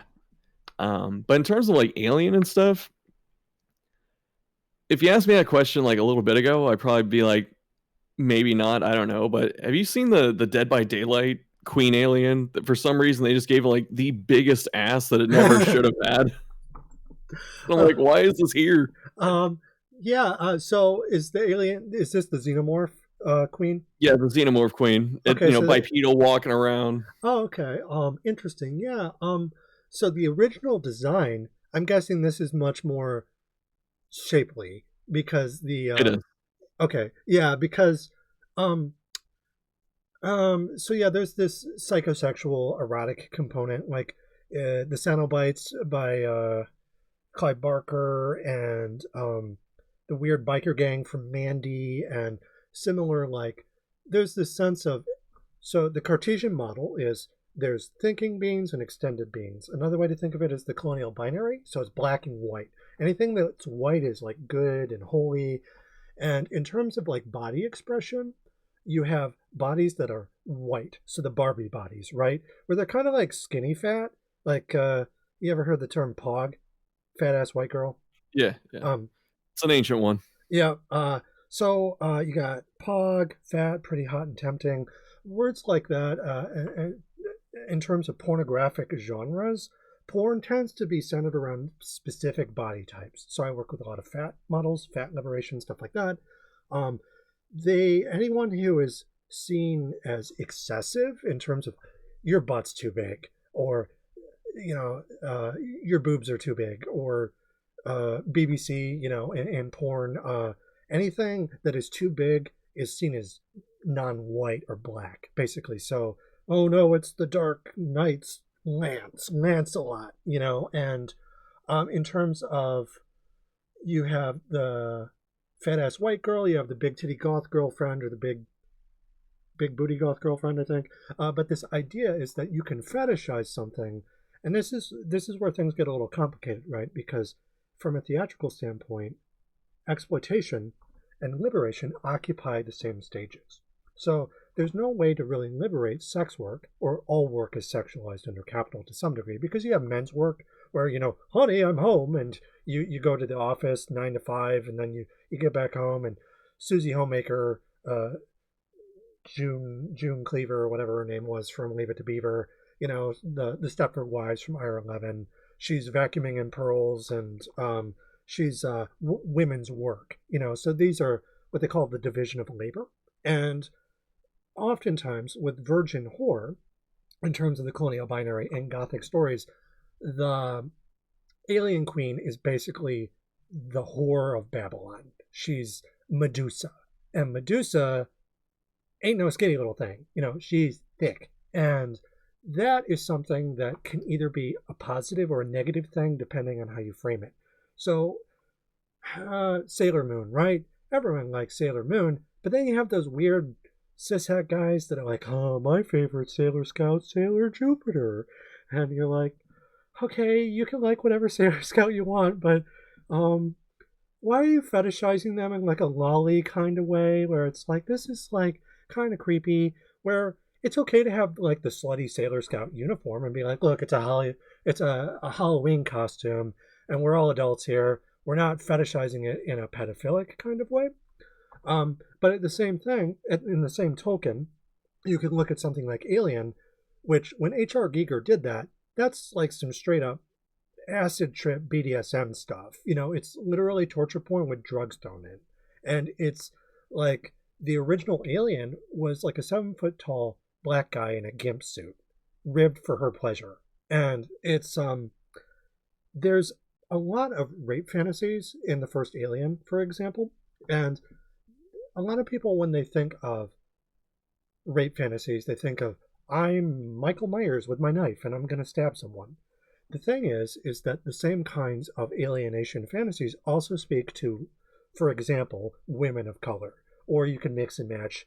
The xenomorph is basically an intersex archaic mother, so Medusa, and they're trans. And the idea is they're basically a penis-headed monster that is parthenogenic, which means that they can reproduce. In their case, it's complicated, but basically they're having rape babies, and those babies are tied to colonial fears of collapse, where you go to the edge of a frontier. We found the ghost ship, and it's populated with these eggs of Medusa. And those are kind of like, they're like little nightmare capsules, and when you take them, like the black drug, and you drink of oblivion, you go to hell. And when you go to hell, you are faced with Medusa as, oh no, you're the whore of Babylon. The thing about that is it's moral panics aren't logical. They're reactionary, which means that when you're faced with these things, you're faced with, one, you're afraid of getting violated, but you're also fetishizing your so-called abuser. It's a Darvo mechanism where the white turf, Ripley, is like, oh no, it's the xenomorph, and they're chasing me around the ship, but they're thick and their dick is really big, and I'm being a little facetious, but in all honesty, these fantasies, oftentimes they're very unironic. And in Dead by Daylight, I think they're being snarky. I think they're like, It seems that way. let's give her some cake, basically. Yeah. But here's the thing about that. Everybody likes cake. I mean, who's everyone's favorite Scooby-Doo character? Okay, I don't want to speak for everyone, but Velma is popular for a reason. For reasons. Yes, and those reasons are her sweater kittens or two cats in a bag fighting. And there's nothing wrong with that as long as it's not. You can enjoy someone as a sex object without objectifying them, if that makes any sense. Like, you can still treat them as a human. You could be like, damn girl, you got a whole bakery back there, and as long as, if you're not weird about it and you're not like, oh, I'm the supreme gentleman, I'm Elliot Roger, and as long as you're not being all creepy about it and being like, actually, the state should mandate us having wives, and you look just like the princess on my pillow. What are those called?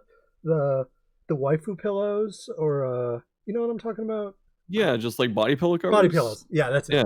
And I don't want to shame anyone for having body pillows, but if it starts getting kind of like fascist, you know what I mean? Like where it gets prescriptive, then it's a problem. But if you want to give the alien queen a huge badonk, and it's like sexually descriptive, like another random example here, but I once drew the character Deet from the Dark Crystal Age of Resistance, and she was the person of color, but she was also like the Medusa character, but she was actually kind of skinny.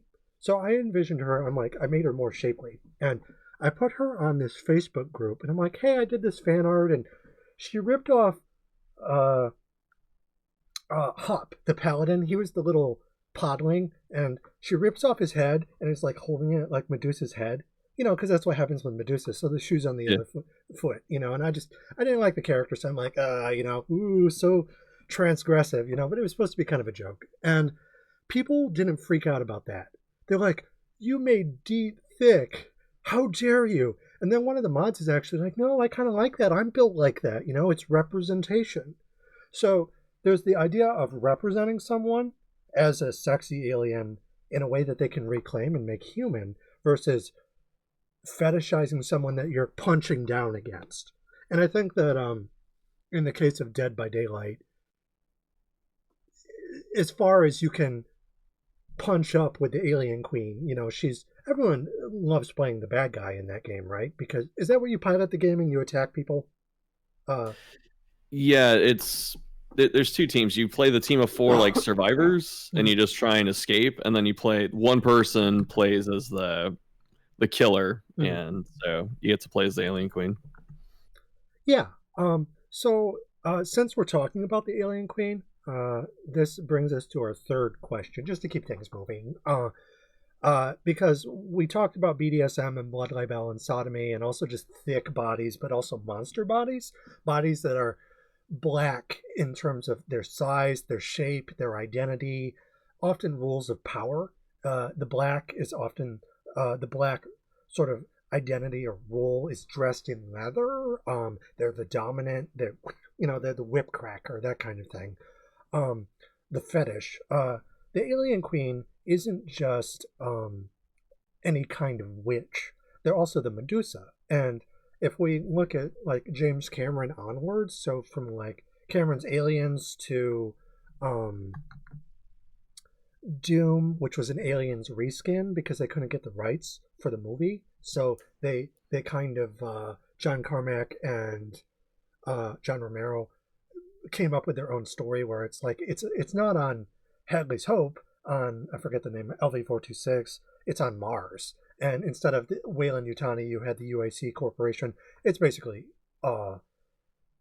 aliens, but dressed up, and you have the male hero, Doom guy, Rambo, and so they take, but at the same time, you also had Metroid.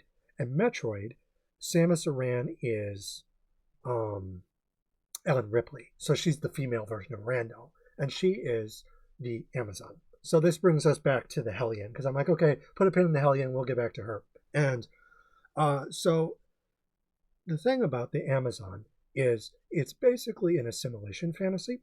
And the assimilation fantasy is something where you can make a promise to Ripley.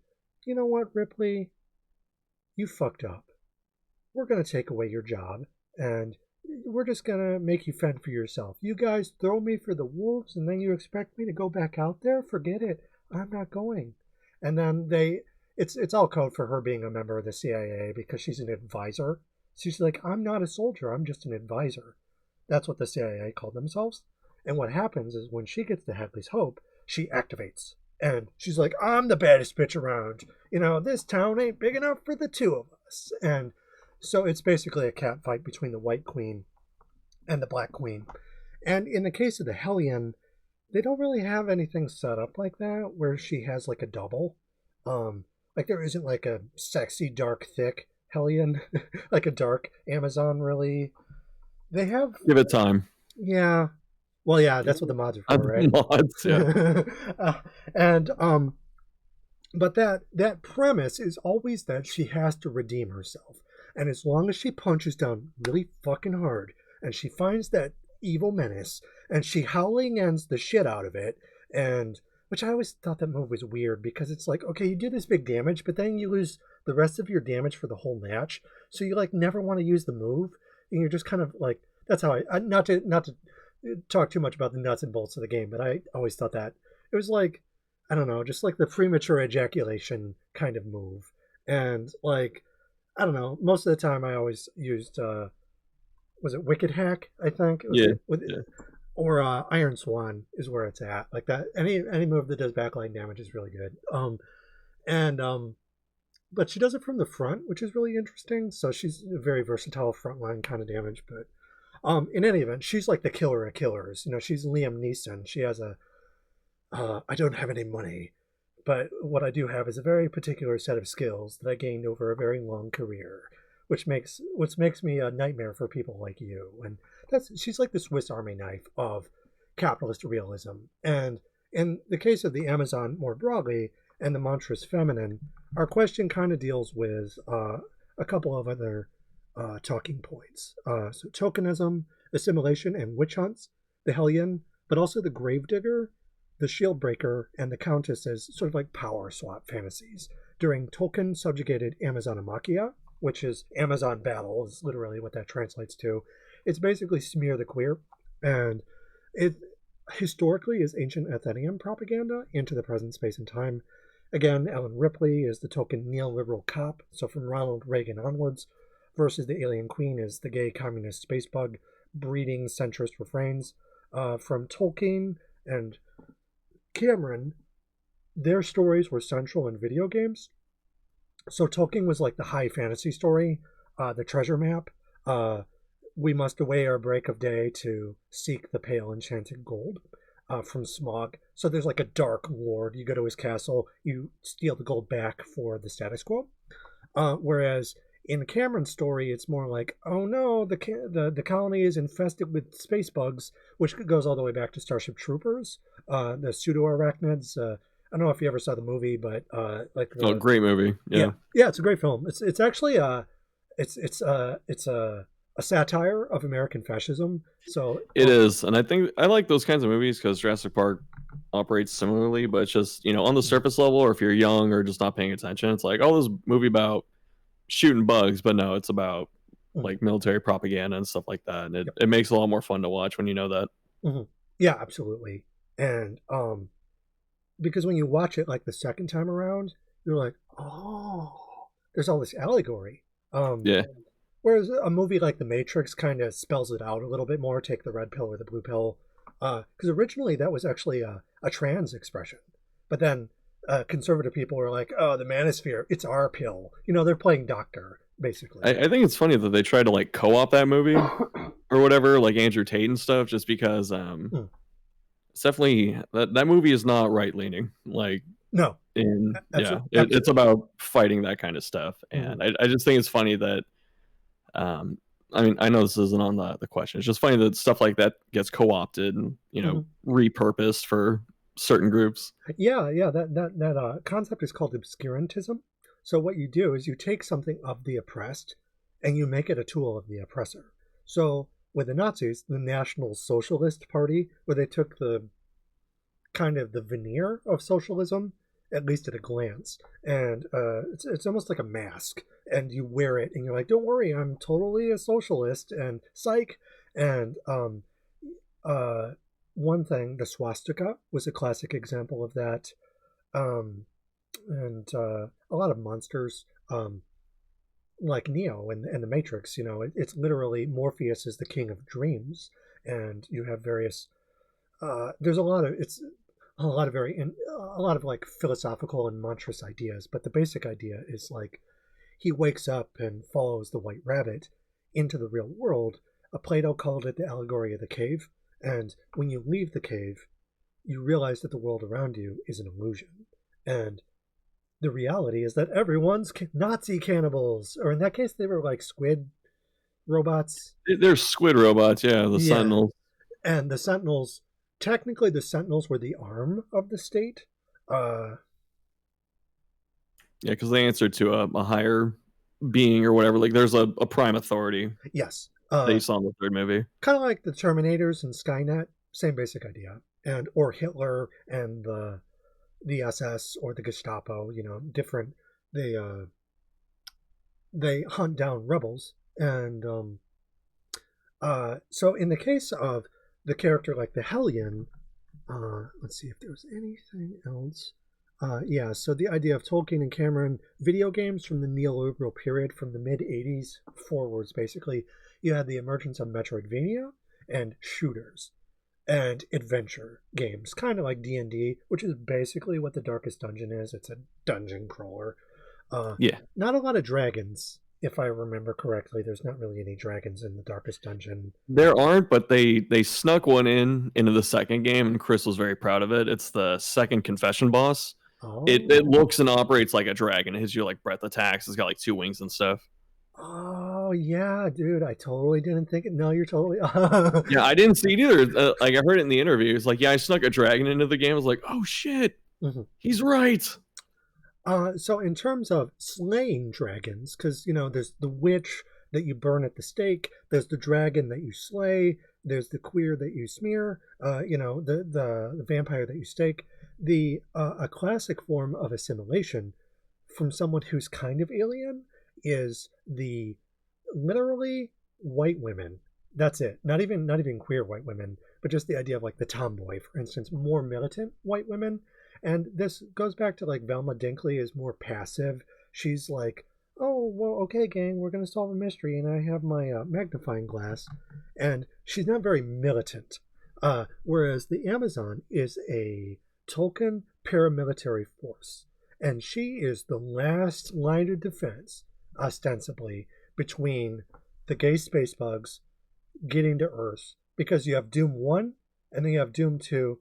Doom 1 was knee-deep in the dead. Doom 2 was Hell on Earth. So the idea is that we have to stop the demonic invasion.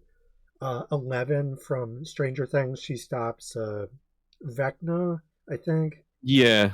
And you have Nancy and the rest of the Scooby-Doo gang, but they're basically a lynch mob, which might not sound very appealing because it's not, because they're actually the bad guys.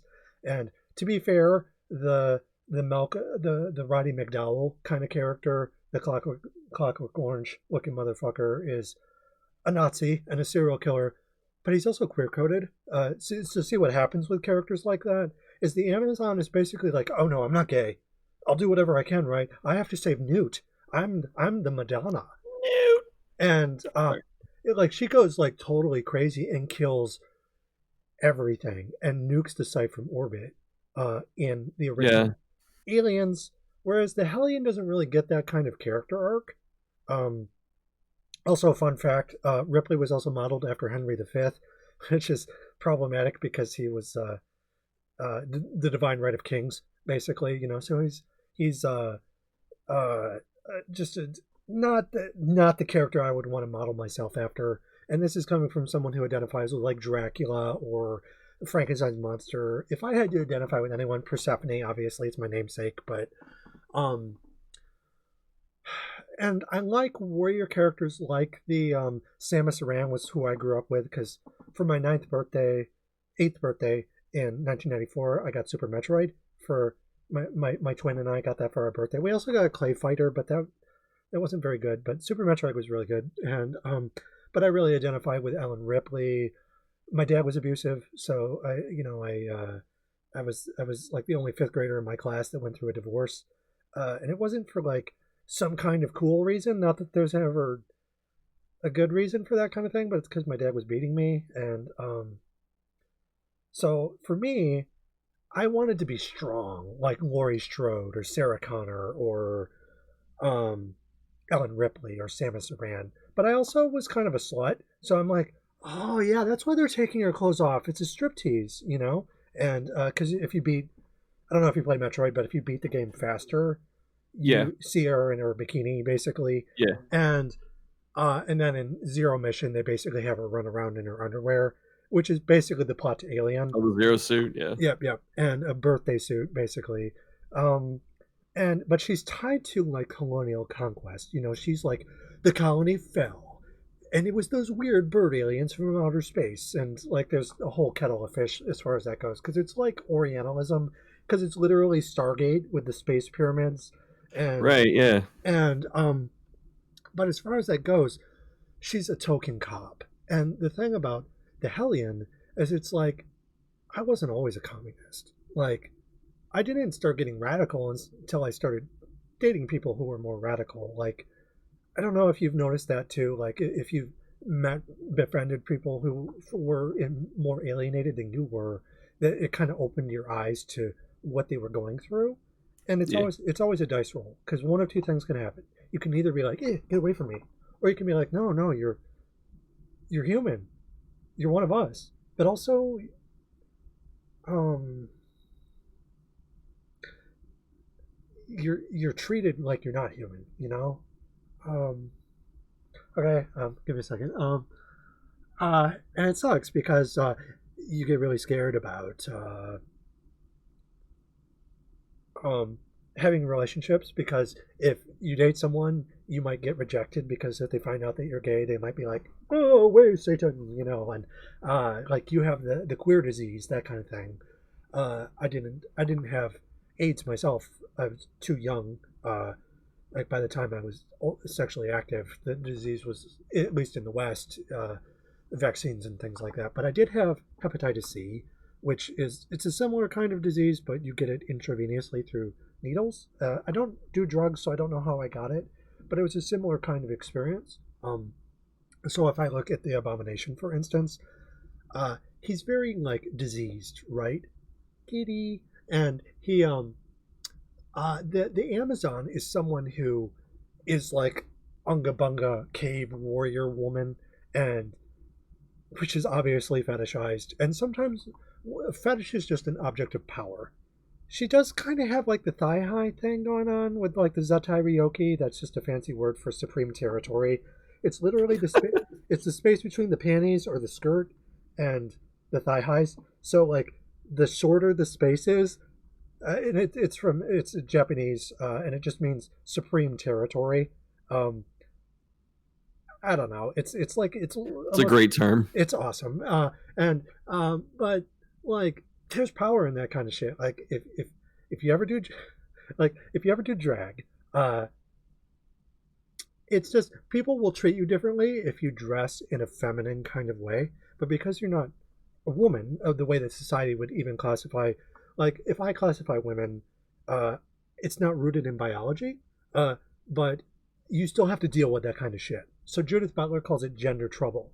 If people see you, they're like, "Oh, well, you're a working Joe. You know, you're just a regular guy. Your name is Adam, like Adam from the Bible. You know." And they'll look at you and be like, "Oh, you know, you're just a dude." But if they saw you in like I don't know, like a corset and maybe some thigh highs and garters or something like that, I'm not trying to like tell you to do anything, but I'm just saying that the effect is monstrous, but it's not a bad thing. It'd be like Rocky Horror, right, where Dr. Frankenfurter is literally in drag, but he's also the most hypnotic character in the movie. You know, he has He's the transvestite from transsexual Transylvania. And the whole point about that kind of stuff is the Amazon is like the same idea, but it's inverted. So as opposed to you dressing up in drag, or even me dressing up in drag, I'm a woman, I'm trans, but I don't pass. I don't look femme. If I could have my dreams come true, I would be a big titty, redheaded French woman, and I'd be like 6 foot tall, and I'd know like martial arts. So, Oh yeah. but sadly, just gender affirming care, that's not going to be happening. I couldn't afford it even if it was legal and stuff like that. But the Amazon is kind of the opposite of that, where instead of a man wearing a woman's clothes, it's a woman wearing a man's clothes, and she's a warrior. And the thing is you have someone like Ellen Ripley who's fighting for the man, but then you have Sarah Connor, and Sarah Connor is literally fighting against fascism, the police state, and the idea with that kind of duality is it's a similar kind of thing, right? Where, I'm sure some people probably look at, well, the Gravedigger's actually a cross-dresser too, because she dresses up in her husband's clothes, doesn't she? Or a man's clothes, in any event. They're definitely not the most feminine. And on the second game, because I was go figure, I have a picture up because I was looking at some mod that someone sent me. They're like, hey, check this out. So, Sure. But yeah, it's no judgment. Just pants, belts, jacket, gloves, stuff like that.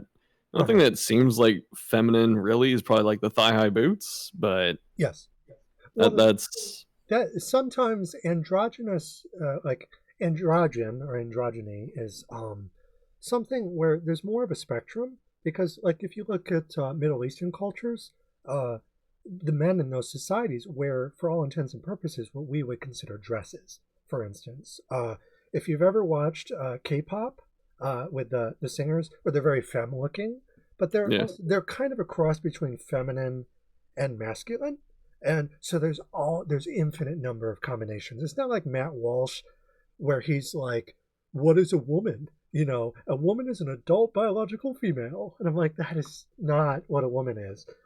So a woman is, in terms of identity, it can literally be whatever you want it to be. It's just a woman is, it's tautological. A woman is a woman, and it's I'm a woman. I have a penis. I'm still a woman, because being a woman isn't defined by biology. And that kind of argument, my argument, is actually upheld by the Hellion, because she doesn't have a penis per se, but she's very militant. And she's militant in a way that canonically was used from like ancient Athens onwards to keep women from acting militant, because the Amazons are classically conquered. So the story, as it goes, is now, don't do that, or we'll conquer you. So you may as well just marry us. Basically, they're saying, don't fight it. So it's like super problematic. And the thing is that James Cameron basically took Wonder Woman and he made her immaculate. And what I mean by that is she's asexual. She is literally the Madonna. She loses her child Amanda, and Newt is her little Jesus, basically. It's the nativity story. And because James Cameron's kind of a weirdo, I really don't like him for a lot of reasons, but one reason that he's kind of problematic is that he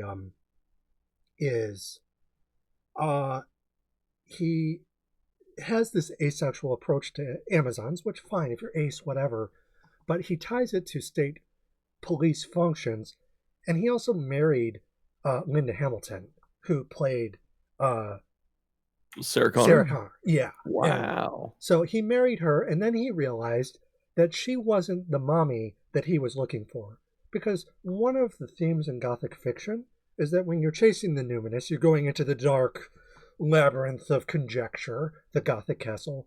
This goes both ways. Classically, it's a heroine, and she's looking for Mr. Right. She survives a night in the haunted house, and then she gives all of her money to the husband. Classically, it's kind of old-fashioned, that's Anne Radcliffe.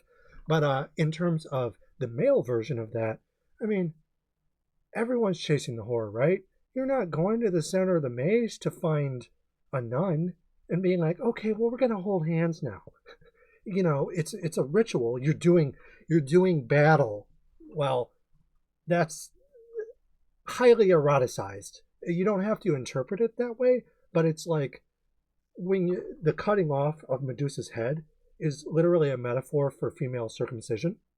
It's a metaphor for rape, but it's also something that you can take and be like, oh, I want to be Medusa this time. I want to be Hippolyta. It's a form of like bedroom games, but you can take those out of the bedroom and you can make it more something to play with, because you're probably not playing the game for those reasons. I didn't even play the game for those reasons. I'm trying to think if I ever even did any like fan art, because I used to do a lot of like erotic fan art. I don't think I actually ever did anything that was of Darkest Dungeon. Like, I thought about it, but usually when I played that kind of stuff, I wanted to be strong. I'm like, yeah, I love Hellion because she hits so fucking hard. Like, she's kind of a glass cannon, but she's it kind of makes me think of Wolverine from X-Men because she hits really hard. She has a low health pool, relatively speaking, but then she can regenerate. I think, correct me if I'm wrong about any of that. Pretty much. I mean, she does some pretty good damage, and has like two different ways to heal herself. So yeah. And so obviously, if you play the character or I play the character, we might have different reasons, but we're still playing with the same monstrous-feminine kind of thing. Because when I say monstrous-feminine, it's literally anything that deviates away from the heteronormative model. Heteronormativity is literally everything straight. There are men, there are women. There's nothing in between, but there's all those gay shadows over there. Don't pay any attention to them, but they're Afghanistan, so we're going to go invade them for oil, basically. That kind of thing. Except that kind of colonization can happen at home, too. My fiercest critics in the work that I do are actually other sex workers. Like, and not only that, like trans sex workers, people of color. My area of research is tokenization. So I study why people sell out. So, for all the Kamala Harrises, all the, what's another one? Buck Angel. He's like she's like a transsexual Nazi, basically. You might be familiar with ContraPoints, Natalie Wynn. There's someone who went to bat for Buck Angel and people like that. So when I write about people like that, I'm basically taking the skeletons out of the people who made its closets and being like, this is why they're a Nazi. So they don't tend to like me very much. Straight people don't tend to fuck with me these days, even when I was kind of rubbing people the wrong way. They usually just kind of gave me a wide berth. They're like, you're a post-grad? Oh, we don't want to fuck with that. Partly because most of my work isn't on YouTube, so they can't monetize it. Like, you can't go onto my website without crossing are you an 18 and up threshold, and it's like pure sex work. So they can't talk about it on YouTube. They can't make videos about it. Like, they could talk about maybe one of my old blog posts, but okay, so I'm writing about why I like Metallica. It's like, it's not, okay, I like the same shit that you do, And the opportunity with characters like Hellion is that they kind of let you cross-dress, because it's instead of playing, if you play someone like the Highwayman or the Man-at-Arms, he's very manly and he's like, I don't know, I'm trying to think of who he reminds me of, but he's like the old soldier, and he's the one with the eye patch, right?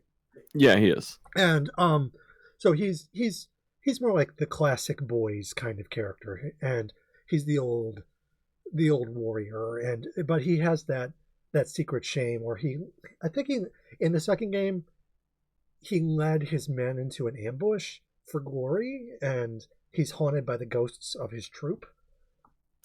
Pretty much, it's similar to Hellion in a way, but not with the cowardice. It's more, he was just like described as charismatic, and he kind of talked himself up into the position of being like a sergeant. They said, okay, go take the squad out, and then he got him killed. Yeah, because he's incompetent. He's just he talks a big game. He's kind of like I don't want to compare him to Elon Musk, who we'll get to in a second, but because Elon Musk comes from privilege and he's very sure of himself, and he's like, oh yeah, we can totally do all of these things. The difference is, I think the man at arms was good faith. Like he actually thought he could. It was. Yeah, Yeah. he wasn't like a con artist. Whereas Elon Musk is definitely a con artist. Whereas if you play the Hellion or you play the grave digger, the grave robber, and the shieldbreaker, are they still in their sex worker outfit? You know, the harem kind of the belly dancer. Oh, shieldbreaker, yeah. The classic outfit, because she has the shield and the spear, but then she's kind of, relatively speaking, for a canonic, like a canon character, she's kind of sexy, like relatively speaking.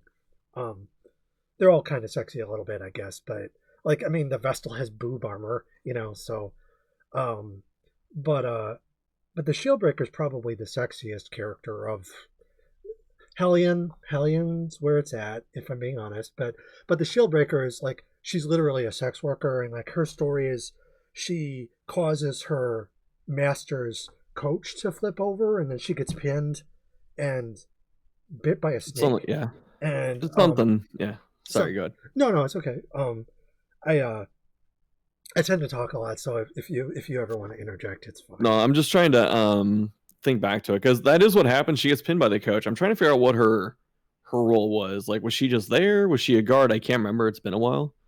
That's all. I'm just doing like nerd shit up here. If they, because I'd have to think of Wayne June's voice acting, you know, where he's kind of spelling it out, and it's in fragments too, where you get it like each victory against the Sneckos, you get like a little tidbit. Yeah, there's like 6 or 7 of them too, so it's very granular.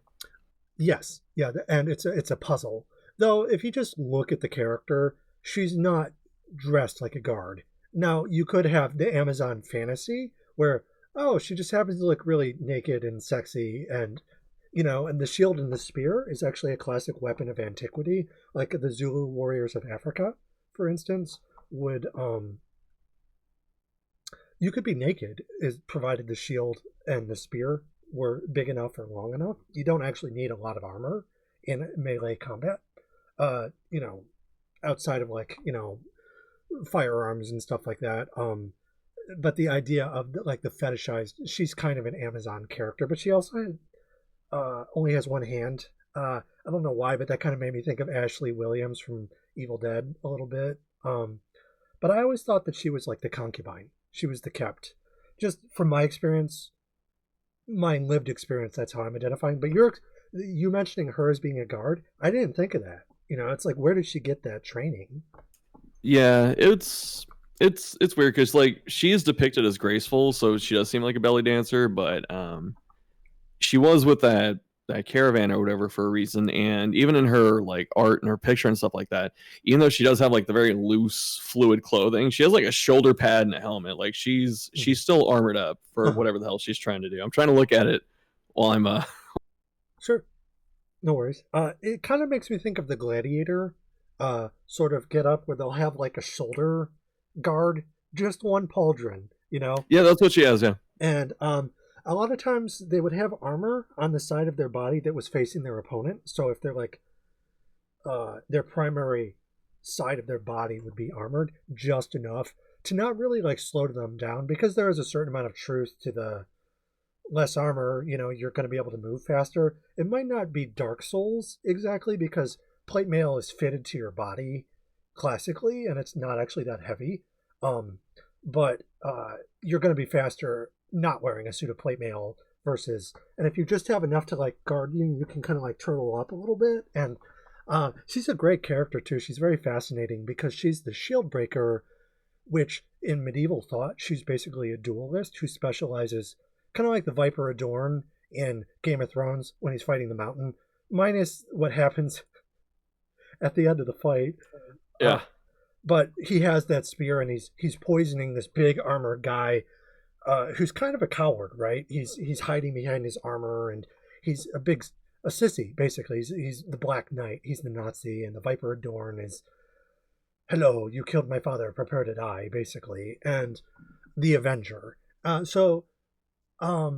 the case of the Shieldbreaker, I always thought that the snakes were kind of like her getting her stand-in for her old employer, like where she kind of sees her employer as like someone who enslaved her, and after she escapes bondage, she's able to seek revenge against a likeness of the people that did her dirty.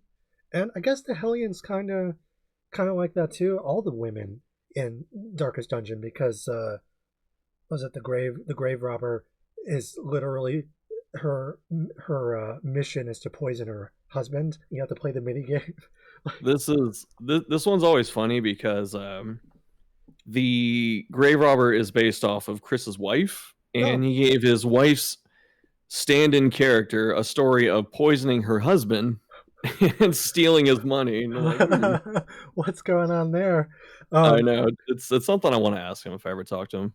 Yeah, and I would say that a lot of times, role play can often introduce fictitious elements to an otherwise happy union. Where it's like it's kind of an inside joke. Where it's like Chris and his wife are obviously on good terms. And it's like because you'd be surprised.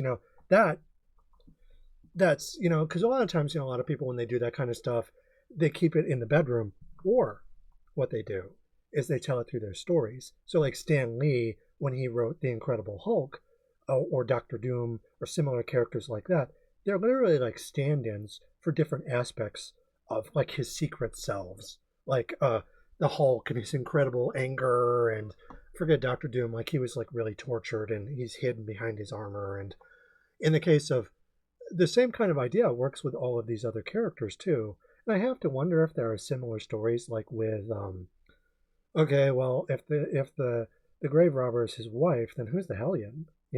And chances are they probably all relate to.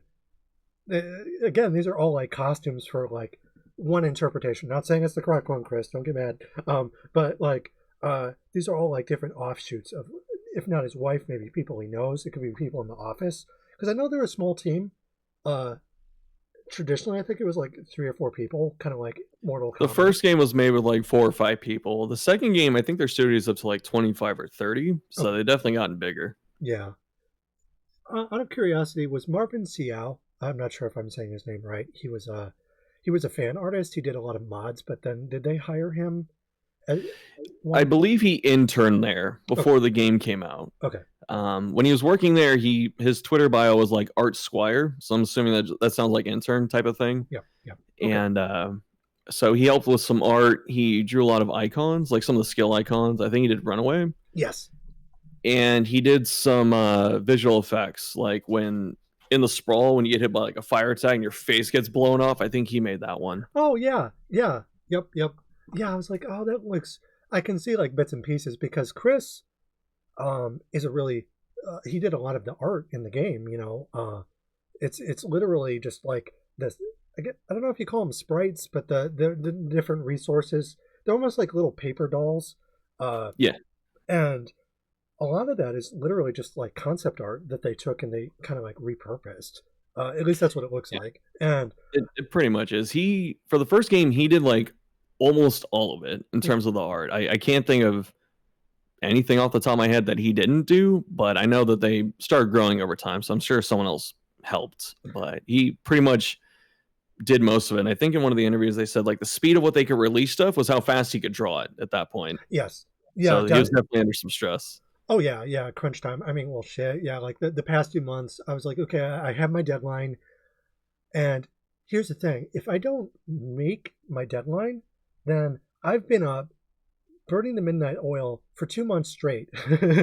So you feel that like pressure, So and art, it's the same kind of idea where it's like you're trying to like get everything together, and in their case, they were kind of releasing it piecemeal with the original game, and because I think the beta was back in 2015 even. It was, yeah. And the game was like super different, and they didn't even have like corpses originally, and then they introduced that, and then people were like, no.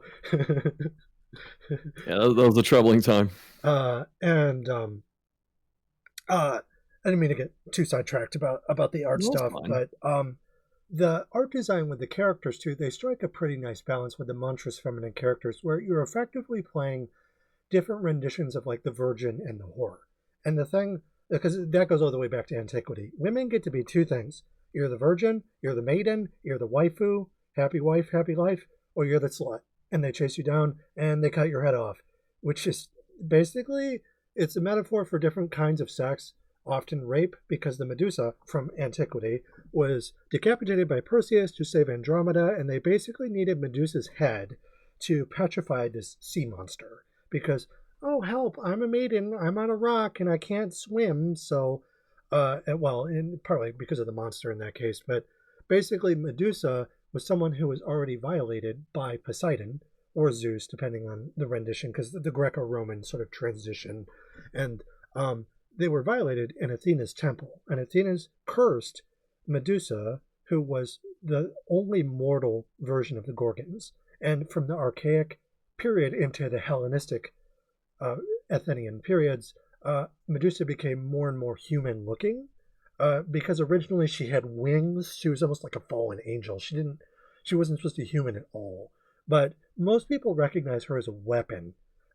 So you cut Medusa's head off and you hold it in front of people. Oh no, scary! And you petrify them.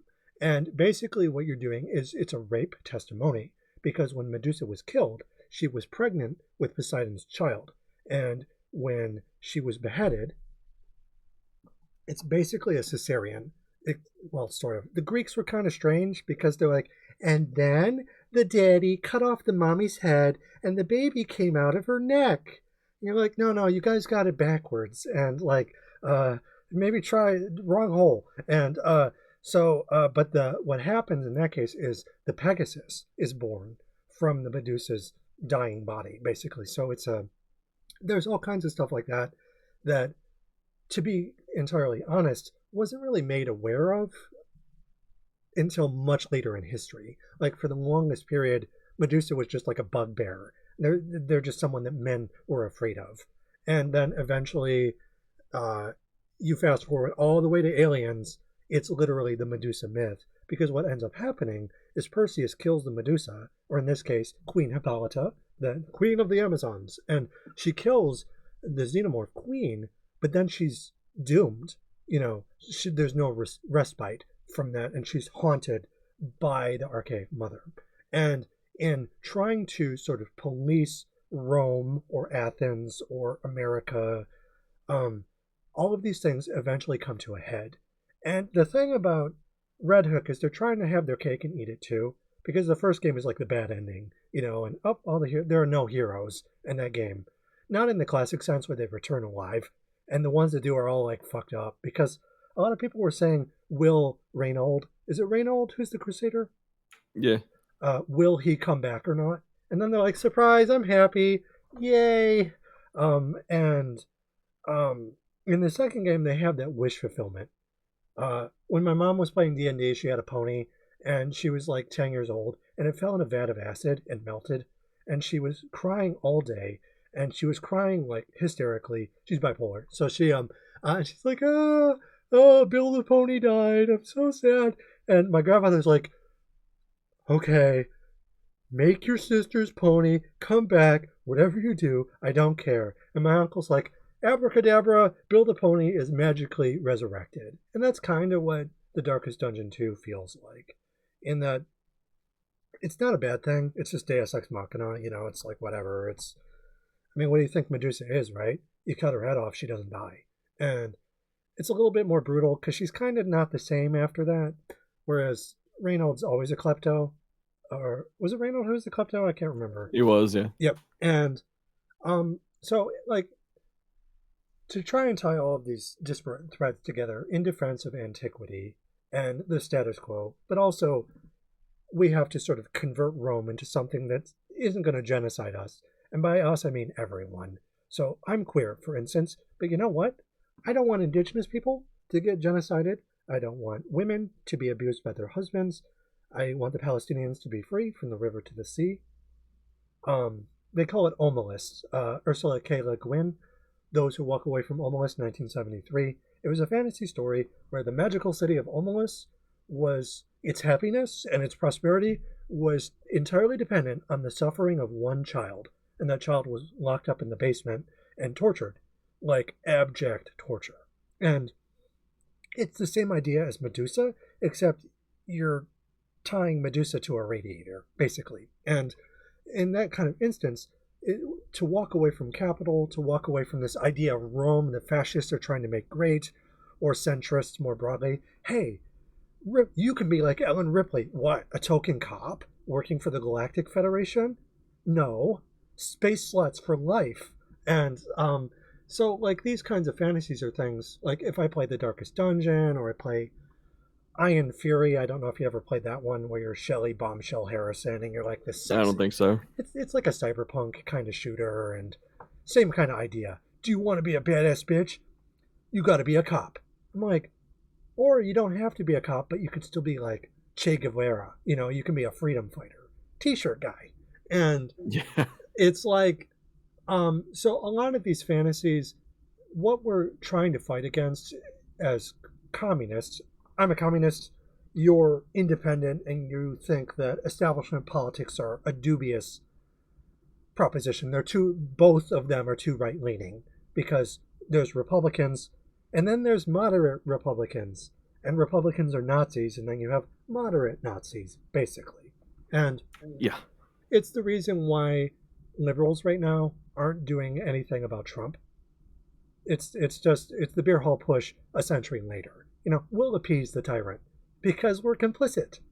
And the thing is when you play these kinds of stories, they allow us to kind of realize we're working with the language of cops and victims.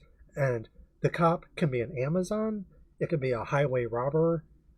Most of the characters, the Crusader's obviously problematic because, well, he's a Crusader. You know, it's historically they're not good people. You know, they go and they find the enemy and they kill them and they take their land and they steal it. It's basically an early form of settler colonialism.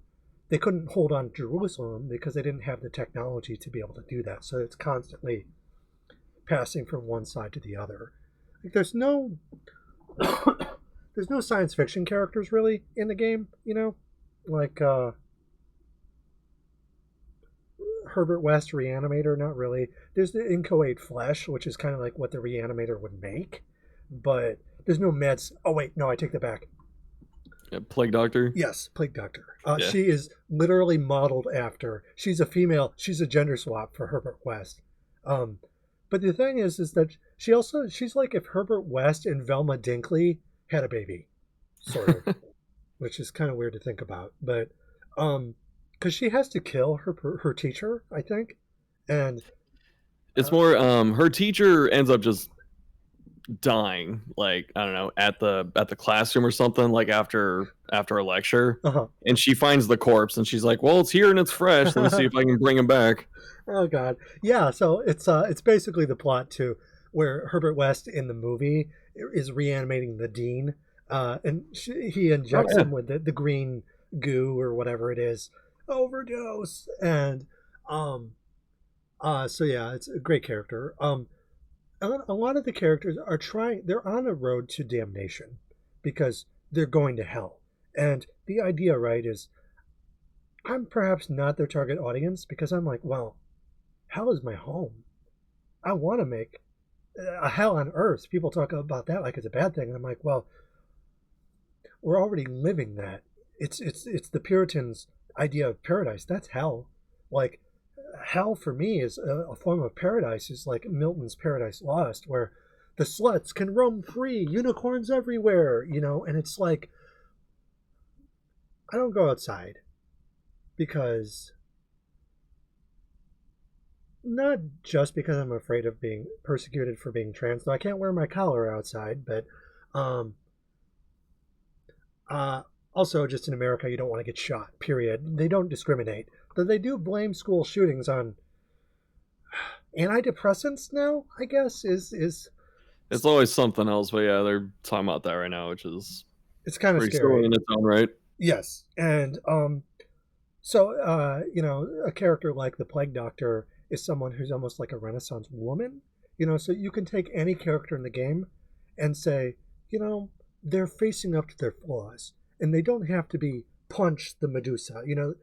Technically you're punching like a dark wizard or something, but the dark wizard is like the evil within you, I think. It's not pretty much. Yeah, and um, these individual characters are almost like reflections of the ancestors' shattered psyche, and the relationship between you and the academic, I think. Yeah, the narrator, yeah.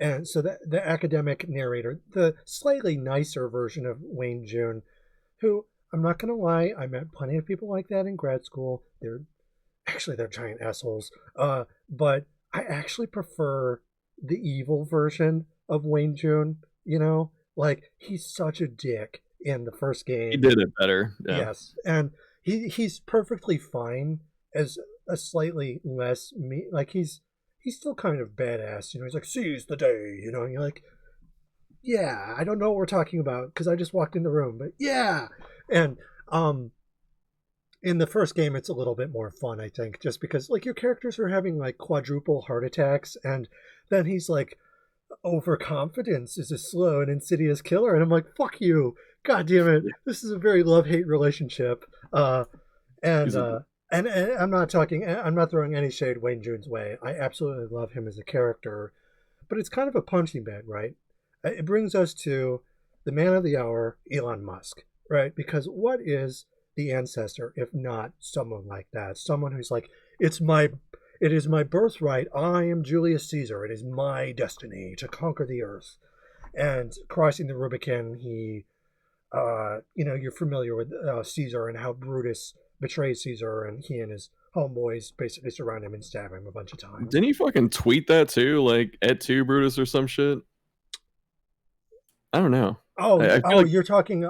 Well, yes. Classically, uh, according to legend, he said "Et tu, Brute," and that was immortalized by Shakespeare, his historical plays.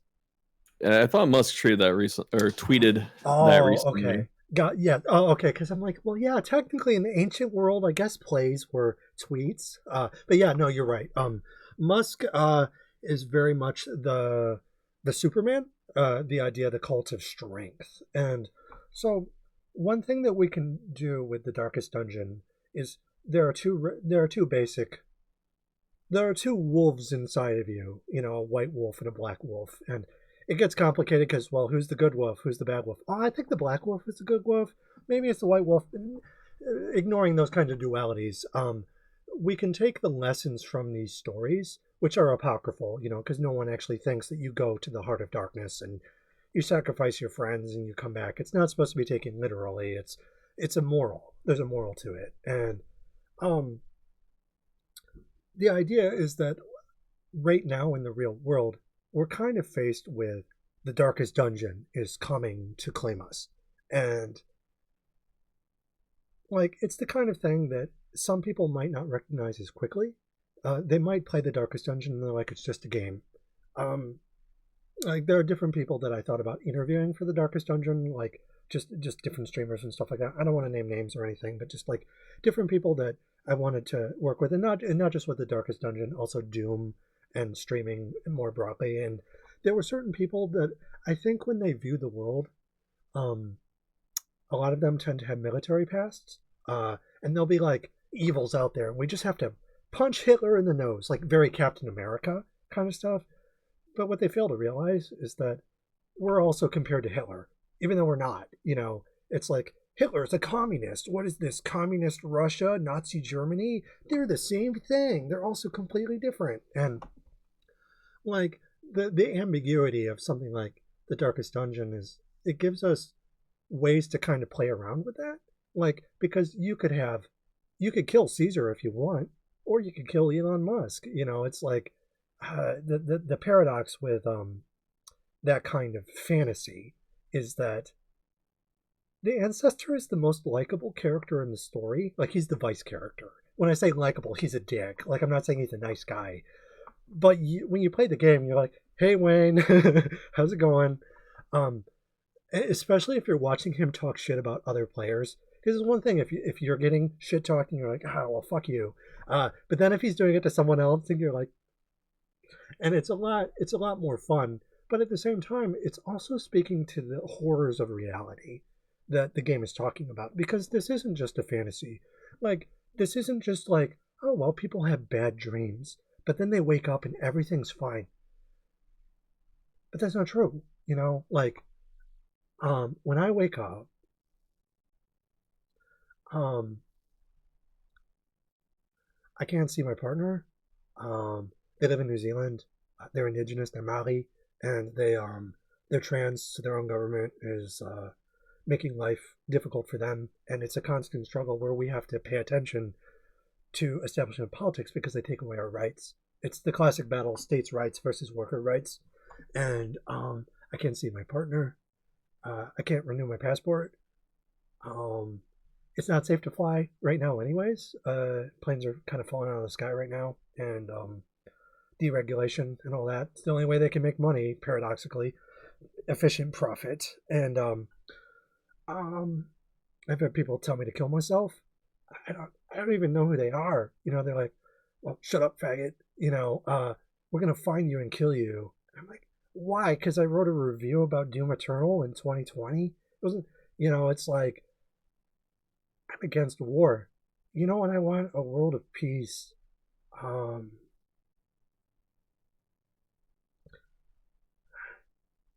and I get treated like I'm mad for wanting, to walk away from Omelis, because I'm treated like a heretic, and the danger of these kinds of going outside of Plato's cave is when you go back in.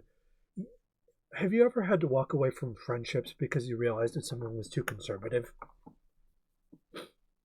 Um, yeah, in a way, it's not that I necessarily blame like their ideology for it. Mm-hmm. That is kind of the crux of it. It's just more that like when you start going, it happens with either political lane or whatever you try and go into, but just when you start going like too dogmatic or something like that, it just kind of like infiltrates normal life, their speech, and just like Sure. how they perceive things. And Mm-hmm. I don't I know there are issues with just political beliefs or any equivalent of like a zealot right now, but I don't necessarily fault people for going their own direction just because that's how sometimes life takes us or whatever, just who you're around and what time and all that. But Sure. if it like if it starts getting to the point where it's like really outward and like it's kind of harmful and you're like pushing it really hard onto others, like my conservative friend I'm thinking about, it just we grew up together. I knew him for years, like since we were both like 15, so like 20 something years at this point. And there's a period in his life where he had nowhere to stay, so he stayed with me, and my mom thinks of him like as another son, like that's how close they were. But Okay.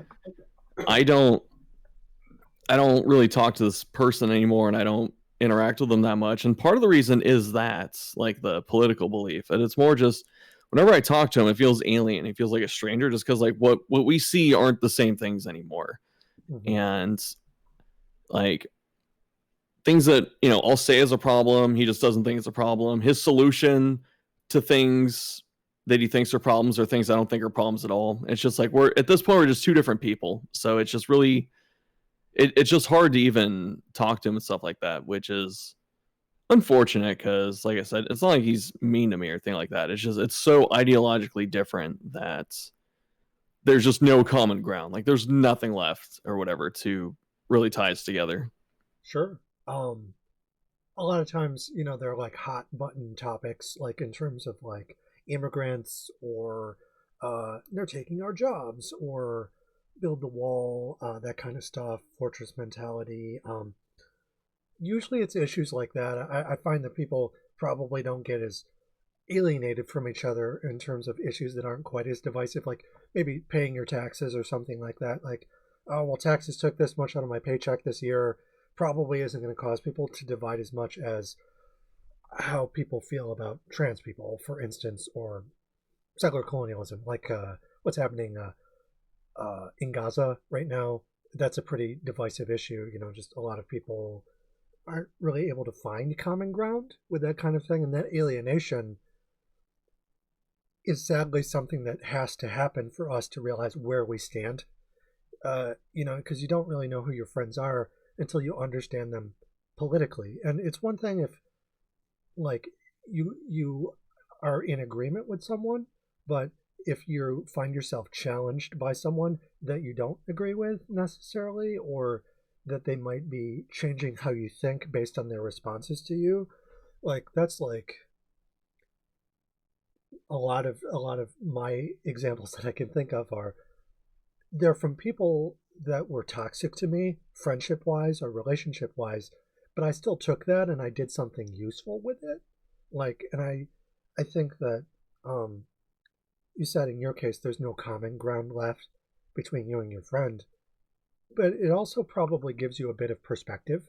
Um, you might be able to look at that person and understand that they're coming from a specific like a viewpoint isn't just in a vacuum. It's tied to like what Marx would call class character.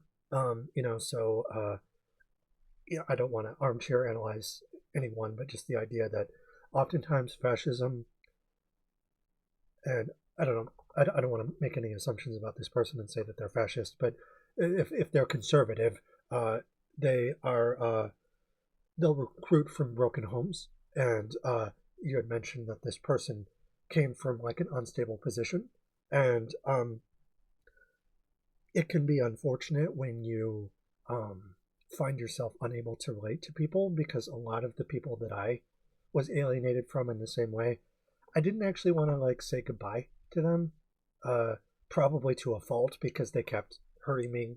I'm like, no, no, we should stay friends. And then finally I'm like, oh, well, you're hurting me. I have to let you go. And it's like, it was fun while it lasted kind of thing. And it can be sort of bittersweet. And I wonder if they'll do that with the Darkest Dungeon, if they'll have like a love story where they're where the character, it's like where they break up with the character. So it's like, oh, it's my ex. It was fun while it lasted, honey.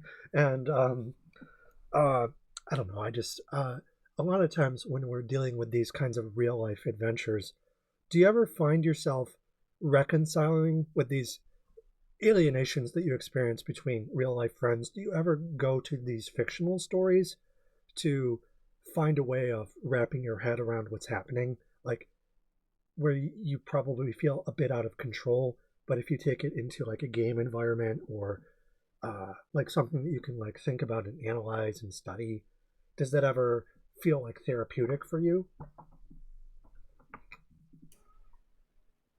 I need to think on that one Okay, because I think there's actually, if you don't mind, there's a good spot for a break, so I can actually like walk around and think about that. I have to do a couple things right now, sure, yeah, but yeah, absolutely, so I'll be back in like 5 minutes. Is that cool?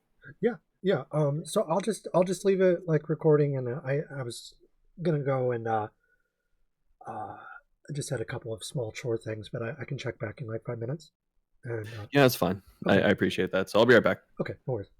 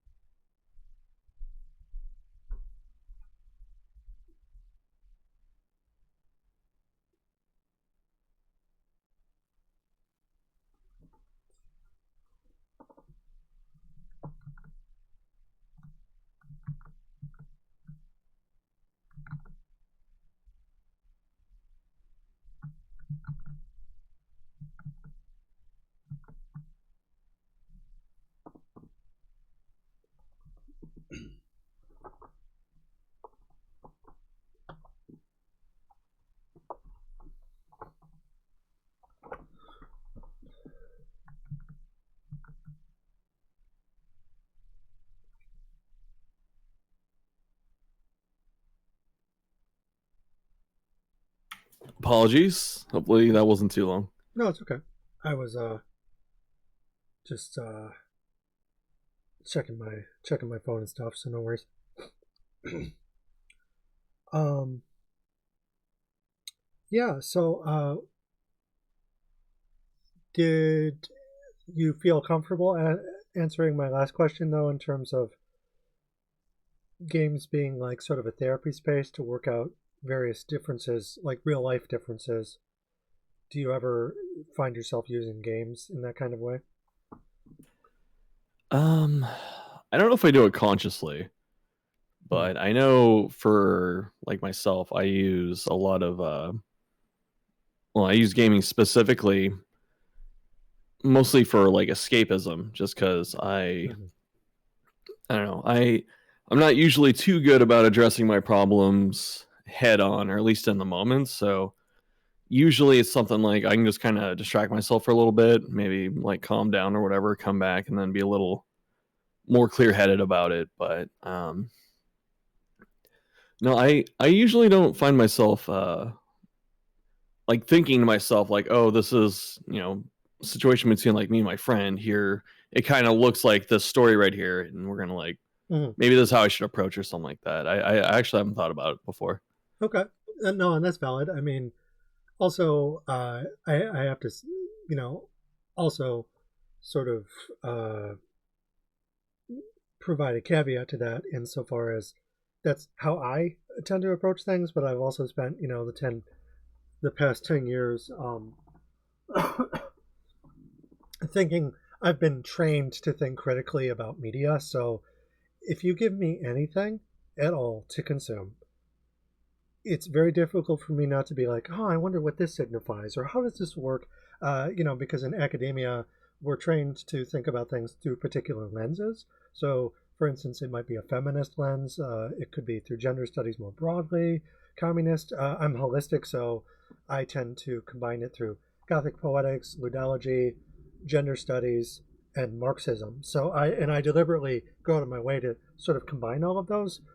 I will say that that's highly uh, unusual. A lot of times in academia, you're expected to specialize, and you're not supposed to. It's like Ghostbusters. You're not supposed to cross the streams, And um, also, just in terms of how I am casually, even when I was younger, I would do something that they call kinning.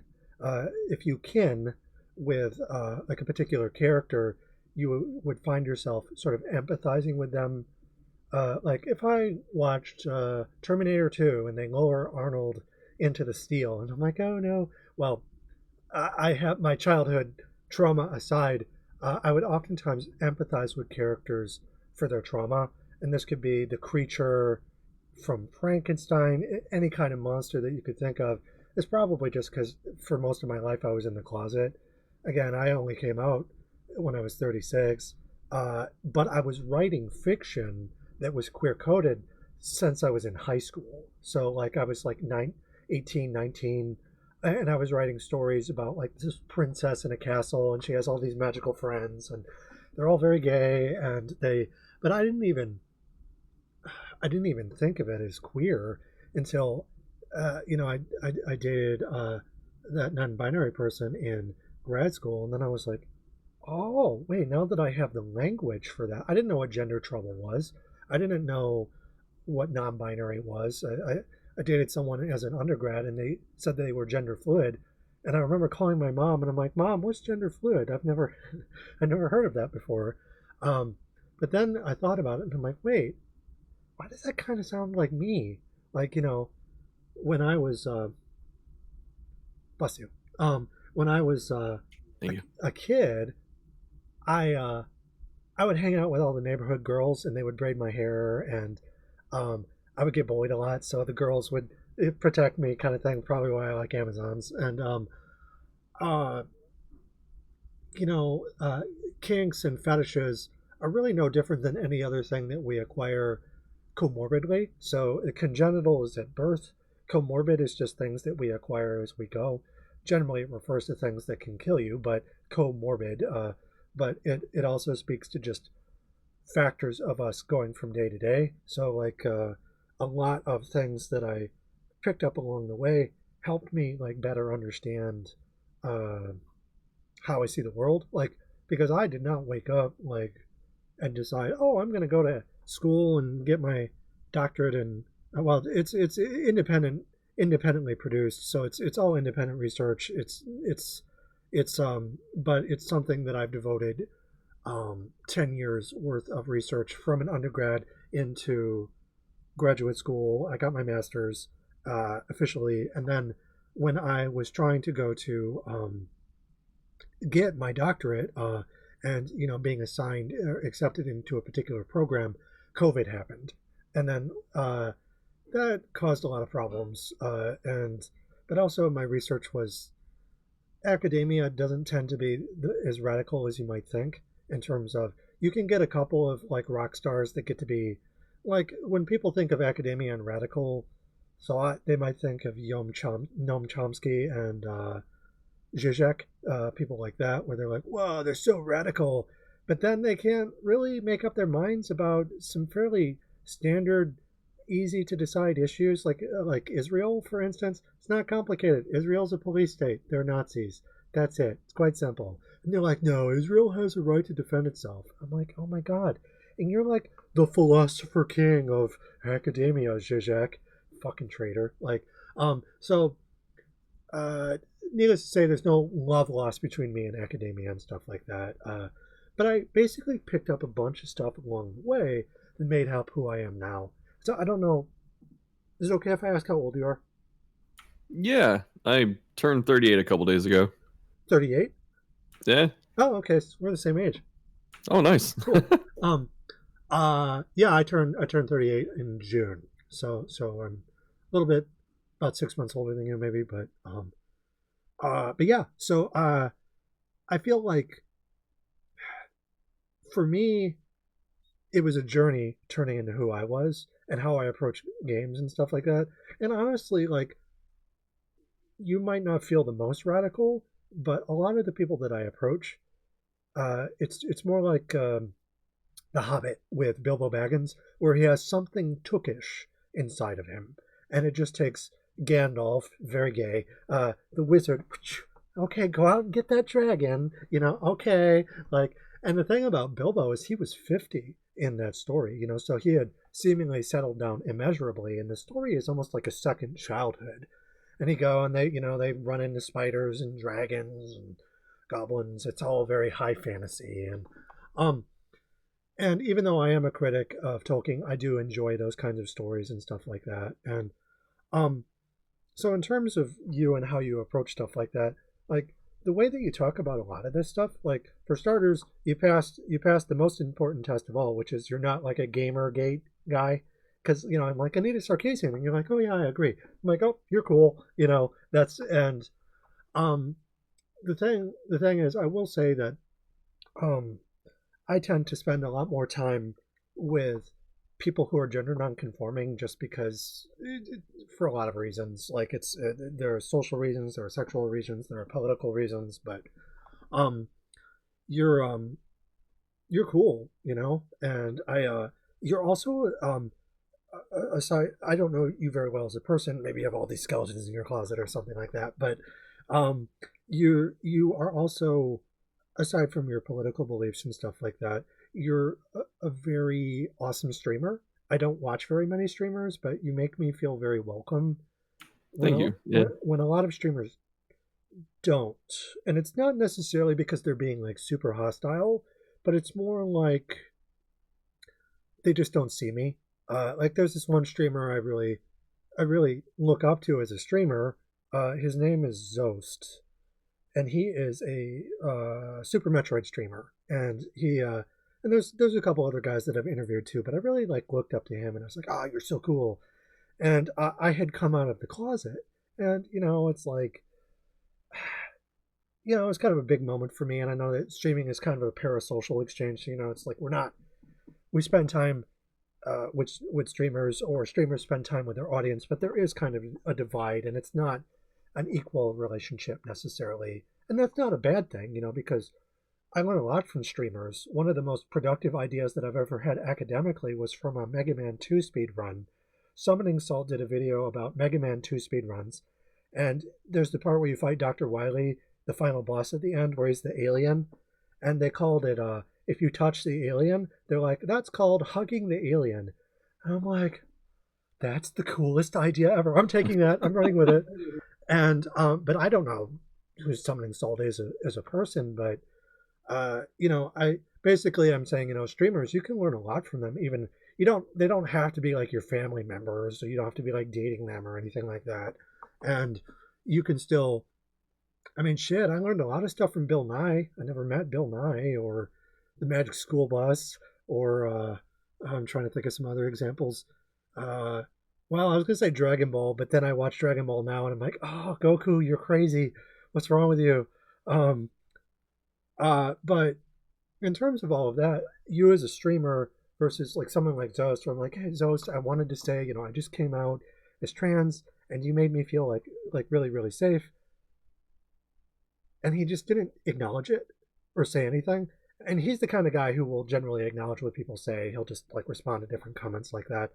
And I'm not saying that like, look, it can put a lot of pressure onto a streamer if you like say something kind of personal like that uh, on a stream, and it's also a political statement and stuff like that. And a lot of streamers are like apolitical and stuff like that, and but they're just like, totally didn't hear that.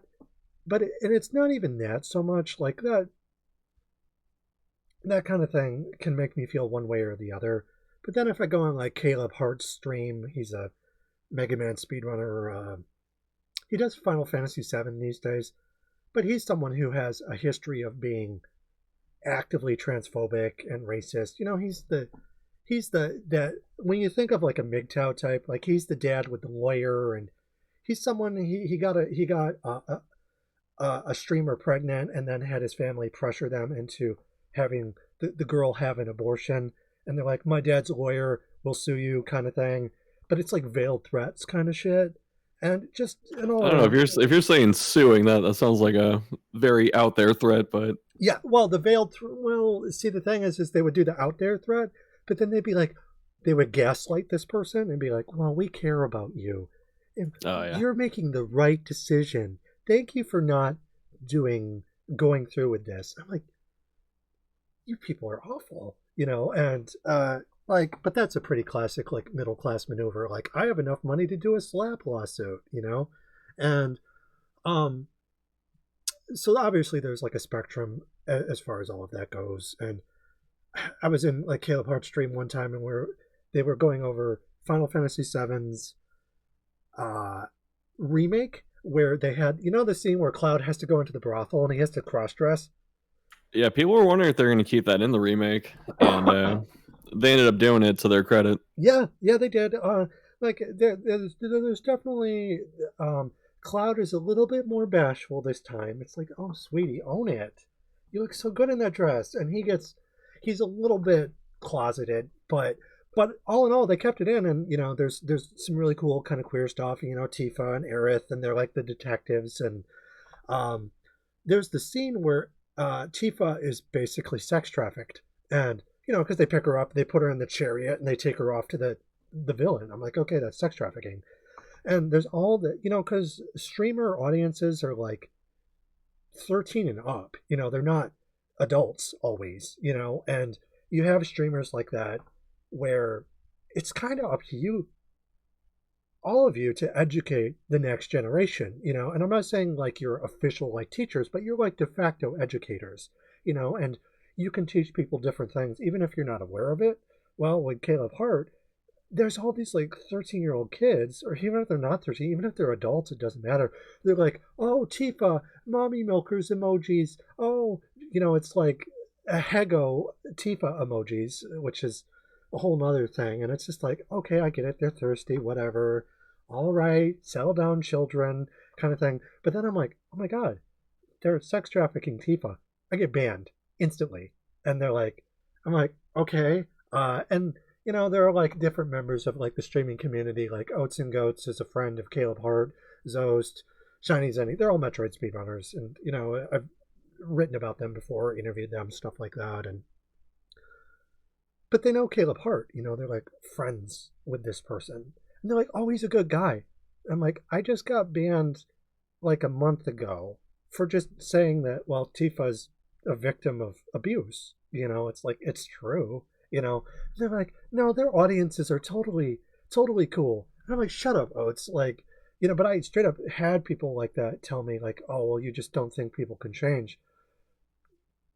They didn't change, is the thing, and bringing this all back around to you, I just want to say that you've always made me feel very welcome, even before I came out. I used to just go to your streams, and the fact that you had me on, we had that interview kind of thing, and it was such a It was long, almost 3 years ago to the day. yeah, yeah. It's crazy. And it just, you made me feel like you saw me, and I'm not saying that it's up to streamers to do that kind of thing, but when you acknowledged me, you knew I was different, and you treated me like a person anyways. And then when I came out, you're just like, oh, you're making some big moves. Like, I'm like, yeah, I came out and I wrote a bunch of books, and like, you called me Persephone. You didn't. Sometimes people have problems with like pronouns, and they just, you never knew my first name anyway. Maybe I said it. I didn't. I've only known your handle. Yeah, so you know my handle, but when you call me Persephone, and I don't know, it just, the way to a trans woman's heart. But in all seriousness, I really appreciated that, and it might seem like a really small thing, but like right now, it's like being in an oasis, where the most powerful men in the world are like, they aren't human, they're transing your kids. It's like Bruce Lee in Chinese Connection. We are not sick men, and it's like, we're not monsters. I mean, we are, but we're not monsters, and you're a good ally, and I kind of wanted to end on that note, as opposed to, I thought about talking about Elon Musk and Nazis and stuff like that, but we've already kind of gone over a lot of that. It's like, the thing that really matters right now, they're going to be pushing to take away our rights, not just trans people's rights, but women's rights, Roe v. Wade, the right to have medication, the right to have cheap and affordable housing and groceries, the right to get on an airplane and not have it crash, whatever that is, transportation, safe passage. And there's a lot of complicated reasons why this is happening, insofar as, Marx, the bourgeoisie versus the proletariat, and divide and conquer, and pitting different groups against each other. And it's I've had a lot of people punch down who are more marginalized than I am, and to have someone such as yourself who's in a relative position of privilege, like, when I look up to you, and like, not like Eddie Van Halen, like, oh, you're like a super rock star, but like, you have a career and you do streaming. I've always wanted to do that, but I'm like really socially awkward, and you've probably noticed that I kind of talk a lot, so I don't know if I'd be a very good streamer.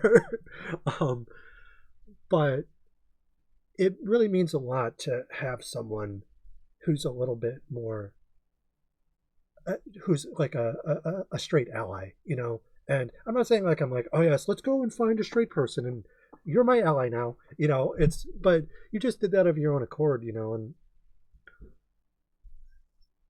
I don't know if I'm the most persuasive person in the world, because anytime I try and explain my position to people, they're like, okay, well, we still want you to die, you're going to hell. What did I do to you, and you treated me with kindness, and like, we're able to kind of talk about a lot of this stuff. Like, I've been trying to dial back some of the freak factor a little bit. It's like, I think I said before the stream started that I wanted to keep it like PG-13 for the most part, but Yeah.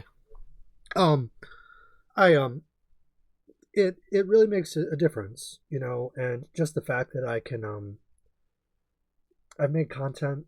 A lot of the content that I've made, I would make alone, just mainly because I'm a weird Ridley Scott nerd, and I'm talking about just, okay, I'm going to make a video today. Here's another video essay.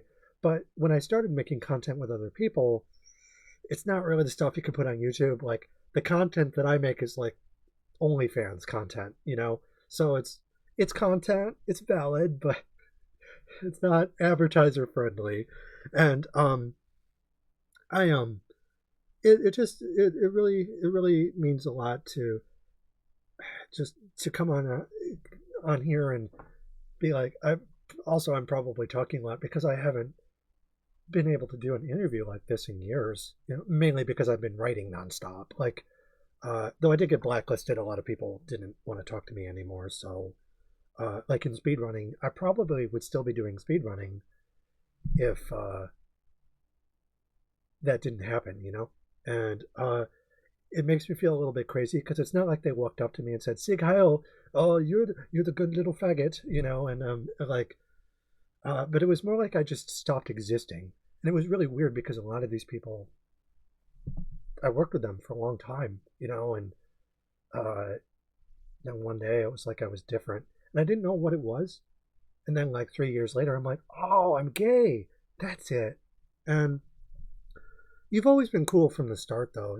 It's like before or after, you didn't treat me any different. You just treated me like a person. And sorry to kind of harp on about that, but it's just like No, super. that's fun. It's super important, just because um all the things that are happening right now with Trump and Musk. This is just the beginning of something that could potentially get much worse. And being trans, seeing the commander in chief stand up and say, "Trans people are a threat to civilization," and I'm like, "Oh shit!" Like communists, sex workers, trans people, we're enemies of the state, but it's different to actually have the state say it, as opposed to just kind of treating you with neglect or something like that. So, like, I don't know. And I didn't want any of this to like affect you. Like, I don't know you very well, but like, I care about you as a worker, like as a friend, like workers of the world, that kind of thing. And like, I just, I don't want it. Trans people, we kind of feel radioactive because we get told over and over that, like trans women in particular, that we invade women's spaces, like J.K. Rowling on our soapbox and stuff like that. And I don't want that, the pink shit from the Cat in the Hat. I don't want you to get like I like the idea of friendship and camaraderie and solidarity and stuff like that. But I just don't want Dracula. Everyone he meets dies basically, and uh, I don't want that to happen to anyone that I work with or care about to any degree. Um, so I don't know. It's kind of a somber note to end things on, just in terms of the interview and stuff like that. We're basically wrapping up here, and I don't know what's going to happen in the days ahead, but the work that you do is like super important. Um, I don't play a lot of video games these days, even though I grew up with them. So I'm kind of playing video games through you, if that makes any sense. So it's very Yeah, totally. uh, when you get excited, I'm like, oh no, is he gonna beat the monster? And um, like not like in a way where it's like it really makes a difference, because some days I'm just like, it's easy to lose hope.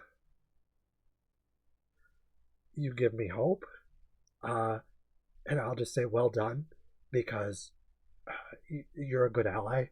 Um, uh, you hear so many people talking about not wanting to live in historically interesting times. I don't want to be a martyr. Um, I don't want to be a burden to anyone. So, uh, and I can't speak for everyone else in the queer community, but it really means a lot to us that um, you're accepting of us, because right now we don't feel very safe, and we have our go-to, our queer friends, and we're all confidants, and we look after each other, we watch each other's backs. But to have friends in places of relative privilege, it means a lot. So,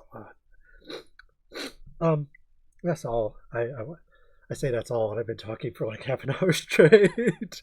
Well, that's fine. No, I get it. Well, I want to say it's my pleasure. It's I just seeing how things are, and even though I don't really have a lot of power to do anything, my one of my goals is to just make a fun environment for whoever wants to be there, and that's why I have no problem um doing things like this or talking to people. I try and be active in my Discord and stuff, and Mm-hmm. the way I think of it is if anyone is kind enough to like give me just their time, I should at least reciprocate something as best I can. Mm-hmm. You sure you're not a And communist? I don't know, man. It's I don't mean to put you on the spot or anything, but that's just a very like I mutual know. reciprocity kind of thing. No, I just from like the history and stuff I've studied, I feel like I'm at the point where I just kind of like borrow a lot of things from all over the place. Like there are a lot of good ideas Mm-hmm. in a lot of places, even like the most unlikely ones, I think. Sure. Um oh, sorry. I was just going to say, in terms of borrowing, I'm not a Marxist Leninist, but I think that Marx and Lenin obviously had some good ideas. Working with Stalin, not really the best idea, perhaps, Yeah. but yeah, no, I totally get you. Like, for the longest time, I didn't know what I was, and I'm like, am I? I've dated Marxist Leninists, I've dated Ancoms. I don't want to put anyone on a pedestal, but Ancoms are the way to go. Like, this is my opinion. But obviously, you can do a lot of good work with Marxist Leninism, I think. But usually, most political ideologies are hybrid, anyways. Like, if you meet anyone who's like pure anything, it's usually kind of unhealthy. Like, um, usually there's a bit of borrowing. I think it's healthy. Like, it'd be It like is. it'd be like if you were dating someone, or and you're relating to them, and you never learn anything from them. They just never. They're like, hey, that's a good idea. Like, I'm trying to think of some good ideas that I got from my exes that weren't X-rated. Like some of the BDSM stuff, a lot of the political and like learning about BDSM, a lot of that was from an abusive ex, and in terms of like Judith Butler and gender trouble and heteronormativity and a lot of like gender, um, what's the word? Gender studies ideas, the kind of shit that you don't learn about unless you're in grad school, basically. Um, I didn't learn about until I was in grad school, dating someone in grad school. Go figure. And uh, so I think that kind of thing is the mix and match thing that you said makes a lot of sense because I'm the same way. It's like we queers don't have a monopoly on that. Straight people can Yeah. do that too. um, uh, is there anything else that you would like to plug or just say? Yeah, plug or say about yourself before we wrap things up. Um yeah, let me think here. I mean always you can always plug the work. But Sure. I don't feel like it's not really my goal right now. I'm here having a conversation, so Okay. Yeah.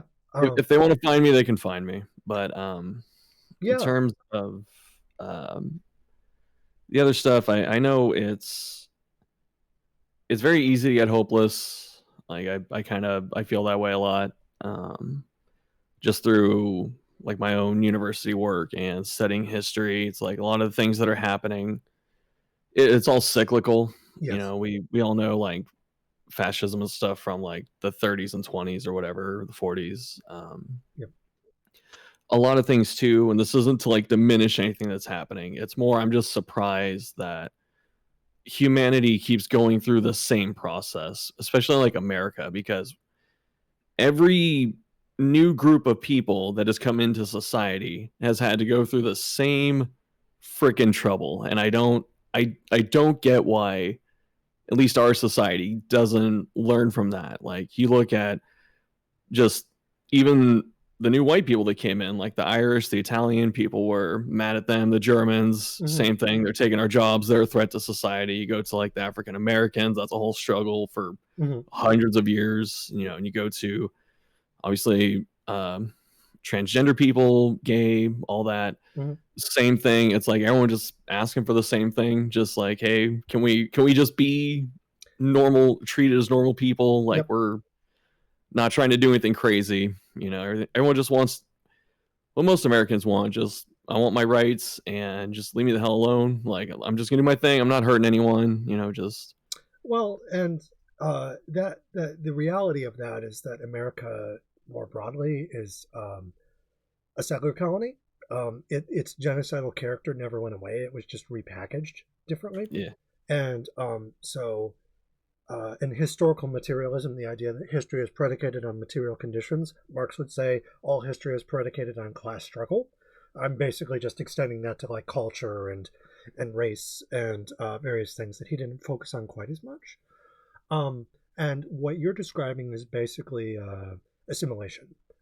Franz Fanon called it black skin, white masks, and the idea that we imitate the colonizer as opposed to because every story like that, yay, I joined the in group, the end, and as opposed to making it equal for everyone by no gods, no masters, no kings or queens, is a much more radical proposition, but it's also one that's policed much more aggressively because trans people are like a super marginalized group. It's like 0.004% of the population is trans. It's not, and that's obviously the ones that openly report as trans, not including suicides and going back in the closet, which is a form of suicide, depending on how you look at it. And but it's a very small number. But when you have a very small number asking for their rights, it's that Omelis situation where you have the child in the basement being like, "Can I have dinner tonight?" No, and it's it really fucks with people's heads because basically what's happening is Medusa is walking up to Athena and being like, "I want equal rights," because in order for her to do that, people with more privilege who are complicit, like I don't know if you've ever seen the Conjuring movies. I saw one or two of them. I don't remember off the top though. So basically, the heroes in those movies are Christian cops, and they're chasing. Yeah, isn't it those like they're not exorcists, but it's like that couple, that famous couple. Yep. Yeah. The Warren family, Ed Yeah, and that's it. Lorraine Warren, I think. Ed and Lorraine, but basically they're nuclear relics from the 1950s that are facing satanic panic, and they have that room full of curios or fascinations, and it's a trophy box basically, and It is. Yeah. they're like so goody goody, but behind that veneer of them being super nice, everything is alien to them, and people like that might seem really good, and they're like super self-righteous, but they're if you ever read Hawthorne's Young Goodman Brown, where the Puritan village is actually full of devil worshippers, it's not that they're actually worshiping Satan, it's that they're hypocrites. And so facing this kind of situation where you have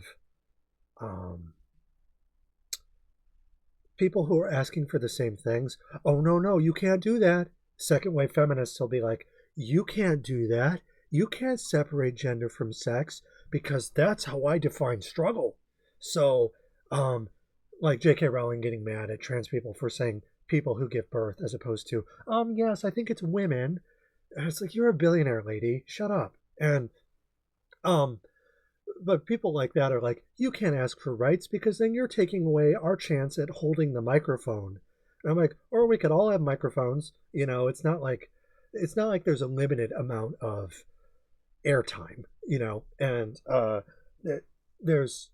but people like that will basically occupy this position where they think that everything is limited, and gee whiz, wouldn't you know, there's only so much human rights to go around. Somebody has to get genocided, and in the 80s they called it silence is death, and they had a black poster with a pink triangle, and the pink triangle was a reference to queer people that were sent to concentration camps in Nazi Germany, because everyone talks about how Jewish people experienced the Holocaust, but there was also a wide range of peoples that were persecuted against to the same degree. There was less of them in Germany at the time, people of color, for instance, from expats from former German colonies during the interwar period relocated to Germany, only to find themselves unable to leave and then trapped. That would suck. They went through some serious shit. Queer people. So, oftentimes, the ability to speak out about these things, it's a paradox because you have to be like, I'm the Medusa. I have these scars. I'm showing it was Billy over there that did that to me. Billy, he's the soccer coach. You can't.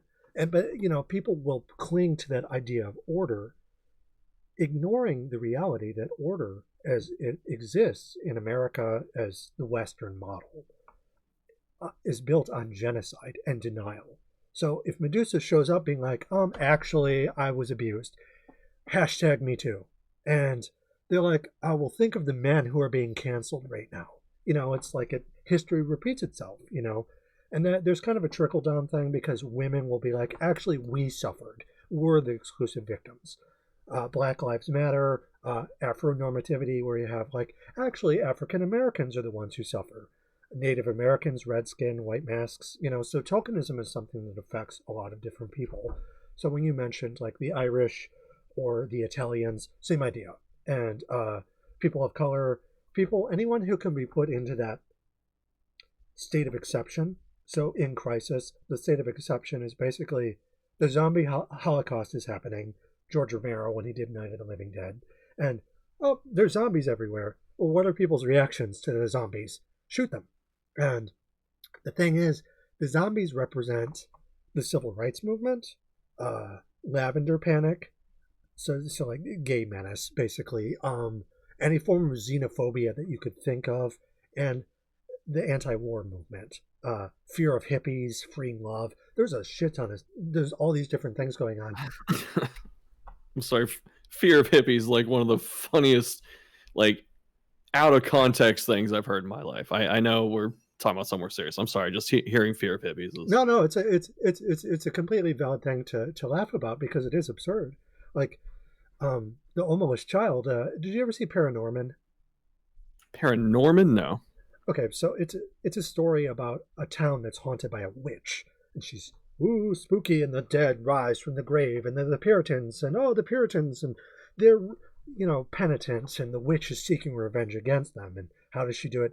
She curses them with unlife. They can't die, and so it kind of sucks. And what ends up happening though is Paranorman, or Norman, has this ability to commune with the dead, and everyone's afraid of the zombie Puritans, but they're also scared of the ghost of the witch. And it's like the Numinous, right? It's this big, powerful, I am Oz, great and powerful.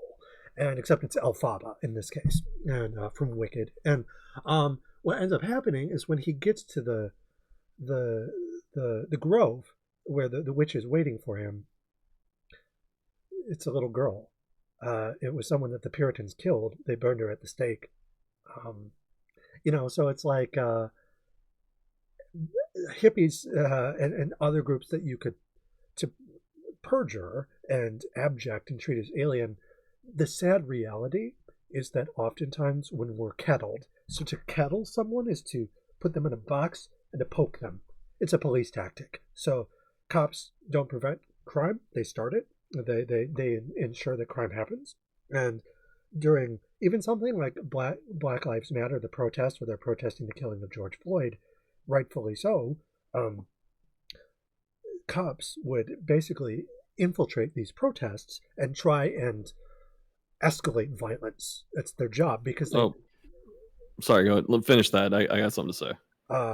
It's their job, basically. I was gonna reference some history. Like, this is actually something that's been going on in America. I don't know how many people actually pay attention or know about it, but this has been happening for decades. Mm-hmm. Like the local law enforcement or like FBI and stuff, they infiltrate those type of movements to start shit, to undermine them. Mm-hmm. And stuff. And I think it's one of those things where if like more people knew about that, they'd be like, oh, that's kind of fucked up. Yeah. In terms of the FBI targeting Martin Luther King, calling him a communist.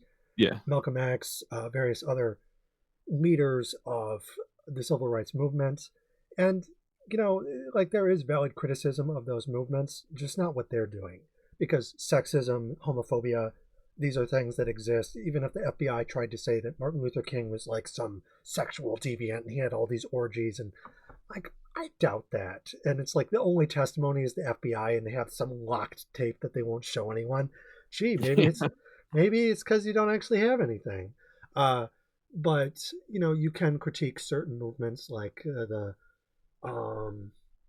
was it the Muslim Brotherhood? I think they're basically like Cassius Clay became Muhammad Ali, and it's an Islamic offshoot that takes in people of color, often in prison, and looks after them quite well, in fact. But they also Farrakhan, the leader of that particular group, may have had a hand in the assassination of Martin Luther King and Malcolm X. So tokenism is something, divide and conquer is something where it's not just that they're infiltrating these movements to make them look bad, but it's also for them to like attack each other. And oftentimes to survive, people of color found community within the church, but the church as an institution was white. So the homophobia that they exhibit as a culture isn't essential. They didn't take that with them from the countries that they came from Africa, and the African continent and all those places, and the Middle Passage and the transatlantic slave trade in the Caribbean and Great Britain and so on and so forth. That was something that was waiting for them because their own culture after the diaspora, their culture was destroyed, and they were basically trying to wipe their cultural memory. And a lot of, if you watch stories like Get Out, a lot of times they're haunted by the ghosts of settler colonialism, and in that movie it's kind of a Twilight Zone thing where they're like swapping out people's brains and stuff like that, and it's a little Frankenstein, but there's ghosts. It was. There's also kind of the ghosts of that where the protagonist is looking at the dead deer and he sees his mother, Toni Morrison's beloved, and she's haunted by the ghost of her dead baby. There were the slave catchers that were coming up from the South during the Jim Crow period, and she had come up north after the Civil War. She thought she had escaped, and they were coming to, I think this may have been like right before the end of the Civil War or during Jim Crow, but basically they were coming to collect her, and so she killed her baby to spare it the same fate. And like those kinds of, there's things I could say about Toni Morrison. She's not perfect, and a lot of academics like that tend to be privileged. Even Edward Said, he was the great critic. He wrote Orientalism, he wrote Culture and Imperialism. He talked about the defense of the Palestinians. Totally valid. I'm not disagreeing with any of that. But also, he's a gentrified American Palestinian citizen who wrote in New York. He had class privilege, I guess is what you could say, and he was an American. So like this is a whole nother kettle of fish, and I'm happy to talk about this kind of stuff. And I think it's really interesting, that you've been educated about this kind of stuff, and you're like, actually, cops have a history of torpedoing various movements, and sometimes they would do it to their own, like John F. Kennedy. He made political enemies in the White House, so they kind of turned a blind eye to this one political radical who shot him, but it's like right after he said he was getting rid of the CIA, wasn't it? Yeah, thereabouts. Like he was less hard on communism than they wanted him to be, and he was still using Agent Orange in Vietnam. Like he's still an imperialist. He was just less radical. And there's this guy who's like super radical as far as like Red Scare and stuff like that, because Red Scare exists so that we can invade the world and destroy it. When I say we, I mean the United States. It's like critiquing stuff like that. I feel like Mary at the Battle of the Pelennor Fields, when you're under the under the heel of the Witch King, this mighty god, basically, And on one hand, I'm trying to calm myself, and I'm like, okay, BDSM wise, I know I like that, but there's a difference between when it's consensual and when it's not, because I've done certain fantasies where acting them out with someone where, not to get too graphic or anything, but just like, oh, ravish me, One thing if it's a controlled fantasy, but if you're dealing with, if your BDSM partner is Elon Musk and you didn't agree to play, and he's basically stealing people's social security right now. And it's like, no, man, that's not cool. And so a lot of the work that I do, it's like, I love video games and stuff like that. I study them more as a sex worker, as an activist. But the thing is like, what you're doing is a form of activism. Like, it might not be as radical as like taking to the streets, and the picket lines and stuff like that, but giving us a safe space where we're actually safe. Like, you're not like collecting a blacklist and it's like, okay, Persephone, check. You're not doing the George Orwell, because he did that kind of shit. And because people think that in order to do activism, you have to be like me. You have to be really loud and proud. We're here and we're queer. That's really important. We should do it. But if you're not queer, then I don't think you should fake it. And as a person with a platform where you can give me a place to go and just hang out, like, I feel like I could show up in like a fursuit, and you wouldn't judge me. And that's particularly my thing. Like, I do like pet play and stuff like that, but it's like a collar. I don't wear the full suit because those get hot. Like, but that's a huge part of activism, is just the fact that you don't want to kill us. It might sound like a low bar, but it's a scarily low bar, but I get it. Like, you won't turn us in. You give me a voice. Like, I can't even just give you an idea of what it's like not to have one. When I was in Florida, I was dating my ex Lindsay. When they threw me out because I accused them of abusing me, you're in a situation where you're like, okay, I know what's going to happen if I say this, but I'm going to say it anyways. And I did. And after they threw me out, though, I wrote down a letter. And I was trying to put my relationship into perspective. And this might be kind of telling, but the only thing that I could compare my relationship to that made any sense was Majora's Mask. And the idea that you had to play this magic spell to prevent the moon from crashing into the earth. No matter what I did, they were always upset, and they would summon the moon. And the walls were like smoke. The floor was like eggshells. They were always angry. That scene where the eye is on Frodo in Return of the King, and it's a tower, and it's like this red glare, and it might sound kind of cliche, like, oh yeah, X's, am I right? But like, you feel like you're being hunted, and you want to do anything to like stop it. And I felt like I couldn't speak, and my fear rose up like a black smoke to choke me. And naked in the dark, no veil between me and the wheel of fire, I could see him with my waking eyes. Yeah. When I wrote these books, you probably wonder why I wrote 5 books. A huge part of that was to get over my trauma, and it stays with you. If you ever, I wouldn't wish it on anyone, because I wake up, I have nightmares, and my ex will be like standing over me, kind of thing, and I still love them. Probably sounds really fucked up, It's like a kind of a battered housewife kind of thing, and I have these kinds of fantasies. The only way I can escape where I feel most alive is when I summon the moon.